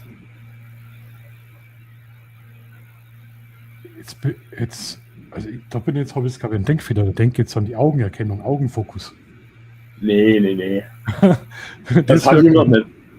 Das wäre krass. Jetzt muss ich erst den Zusammenhang herstellen. Weißt du so, die EOS 2000D hat auch Augenerkennung für Bienen und Hornissen. Für Autofokus. Ich glaube, dafür ist es ein bisschen zu alt. Das wäre doch krass. Ja, alles gut. Die beiden machen es auch toll. Ich durfte sie ja schon besuchen. Ja, das weiß ich. Also, ja, klar machen die das toll, aber die Arbeit. Und ich glaube, die haben das Haus gekauft, gell? Das ist der Unterschied, als wenn du ein Haus mietest und dann renovierst. Und da, wenn das Haus schon renoviert ist, kriegst du die Kündigung. Wegen Eigenbedarf. Aber Bienen wäre doch interessant. Da wäre ich so, ich würde da so mein Handy reinstellen oder so, in den Bienenkorb. Dann per Fernauslösung will ich da Fotos drin machen. Klack, klack, klack, klack. Der Bienenkorb wird die ganze Zeit blitzen. Das wäre interessant zu Innenaufnahmen. Sie haben es gekauft, okay. Ja gut, dann ist was anderes. Wenn ich ein Haus renoviere und kann dann sagen, mir kehrt's, gell, dann stecke ich ja Geld und Zeit, gut, Zeit darfst du glaube ich nicht rechnen, rein. Aber mir ist leider so passiert, ich habe auch schon ein Haus renoviert und dann wäre es zum Einzug gewesen und dann hat es zerschlagen. Dann war das Haus halt renoviert und dann bin ich auf meine eigenen Kosten sitzen geblieben. Ja, bin ich halt drauf reingefallen. Habe ich dem Nachmieter ein schönes Haus hergekriegt. Ja, jetzt haben wir wirklich nur 6 Zuschauer heute gehabt. Stell dir das vor, also heute. Ja, gut, ist Fußball, ne? Es kommt viel warm. Sommerloch. Es kommt das Sommerloch definitiv. Ne? Ja. Ich weiß genau, morgen schauen sich ein paar Leute den Stream an. Ich muss jetzt mal schauen, dass der Stevie sein Handy nochmal hinkriegt, weil das war schon richtig cool. Das war richtig cool. Schade, dass man heute nicht gehört hat. Ich habe extra nur den ganzen Abend Englisch geübt. Ja, man hat ihn doch gehört. Ja, aber er hat mich nicht gehört. Das ist natürlich scheiße. Der hat das DJI-Mic ans Telefon per Bluetooth und ja, das ist ein bisschen tricky. Ich weiß ja, wie es bei Android ist, so einfach ist es gar nicht. Am iPhone auch nicht. Also bei manchen Sachen denkst du, wo ist das Problem, wenn ich das mit dem Mikrofon verbinde? Ich mache das über einen Transmitter, da funktioniert das immer einwandfrei. Und das war leider ein bisschen schade, aber da kommt bestimmt nochmal. Ganz ein feiner Kerl. Also das hat sich wirklich eine Freundschaft mittlerweile entwickelt. Das ist ihre, was mir. Ich habe mal ein Paket drüber geschickt mit Brezen und Fliegenfeld und keine Ahnung. Und mit Spezi, da ist er gar nicht drauf klargekommen mit der Limonade. Der hat das nicht verstanden, dass das was typisch Bayerisches ist. Kult natürlich. Und sowas fasziniert mich immer. Ja, das Sommerloch, die Videos laufen auch nicht so gut. Das haben wir jedes Jahr gell, mit dem scheiß Sommerloch. Aber im Sommer kann man auch viele Sachen vorproduzieren. Und jetzt, wo ich das coole Ding da habe, an der Stelle schaut doch mal drauf, schaut wirklich nochmal drauf. Mit der Aktion momentan, wenn ihr irgendwas braucht vom Urlaub. Keine Werbung. Und für euch, wenn ihr da so Pixel eingibt, ich glaube Pixel ist es, dann gibt es auch einen Rabatt. Finde ich voll cool, weil das habe ich nämlich damals ausgehandelt. Wie gesagt habe, wenn ich was vorstelle, für die Community gibt es irgendwas, wo die ein bisschen was davon hätten. Und dann habe ich das. Ja, aber der Rabatt kriegst du nur, wenn du direkt bei denen bestellst, nicht wenn du über Amazon bestellst. Direkt bei denen, genau. Ja. Direkt bei Kentface oder KMF. Dann gibt es dann mal einen Rabatt. Und das habe ich eigentlich recht cool gefunden. Wie gesagt, ich habe die Una gefragt, ob es irgendwas im Angebot hat. Ich werde wieder mal so ein Video machen. Dann schickt zwar die Seite ganz normal, sucht irgendwas aus. Das ist cool, ja. Und das ist klasse, das ist klasse. Deswegen mache ich das auch bloß jedes halbe Jahr mal, weil alles andere, da die in Bayern sagt man ausgeschämt. Ausgeschämt. Gibt es das Wort in Deutsch? Wie sagt man da ausgeschämt? Wenn man zu gierig ist, ausgeschämt oder sagt, oh, da kriege ich was umsonst, ich mache das jedes Monat. Ja gut, die kriegst du ja nicht umsonst. Ne? Wie ist denn Du das? musst auch Steuer drauf zahlen. Raffgierig. Ja. Was in Bayern ausgeschämt, genau. Deswegen sage ich, ich mache das bloß jetzt halbe Jahr mal und die Leute, also ich weiß genau, wenn ich das Video wieder mache, entweder ich kriege ein paar Abonnenten drauf oder 10 weniger. Weil es gibt ja viele Leute, die sagen, Marktschrei, jetzt fängt da wieder an mit Produktplacement. Du kannst es nie ein Recht machen. Ja, das ist ja Blödsinn. Paulaner ist genau wie Mönchskeller ein bayerisches Original. So, Andi, nein, da muss jetzt reingrätschen. Paulaner ist mittlerweile, gehört zu Ad InBev. Ad InBev ist ein internationaler Getränkekonzern. Paulaner gehört offiziell einer chinesischen Firma mittlerweile. Paulaner ist nicht mehr original bayerisch. Der original bayerische Spezi kommt aus Augsburg und zwar von Riegle. Der schmeckt da ganz anders. Den hat vor 1-2 Jahren hat den Spezi von Riegle hat's den noch gegeben.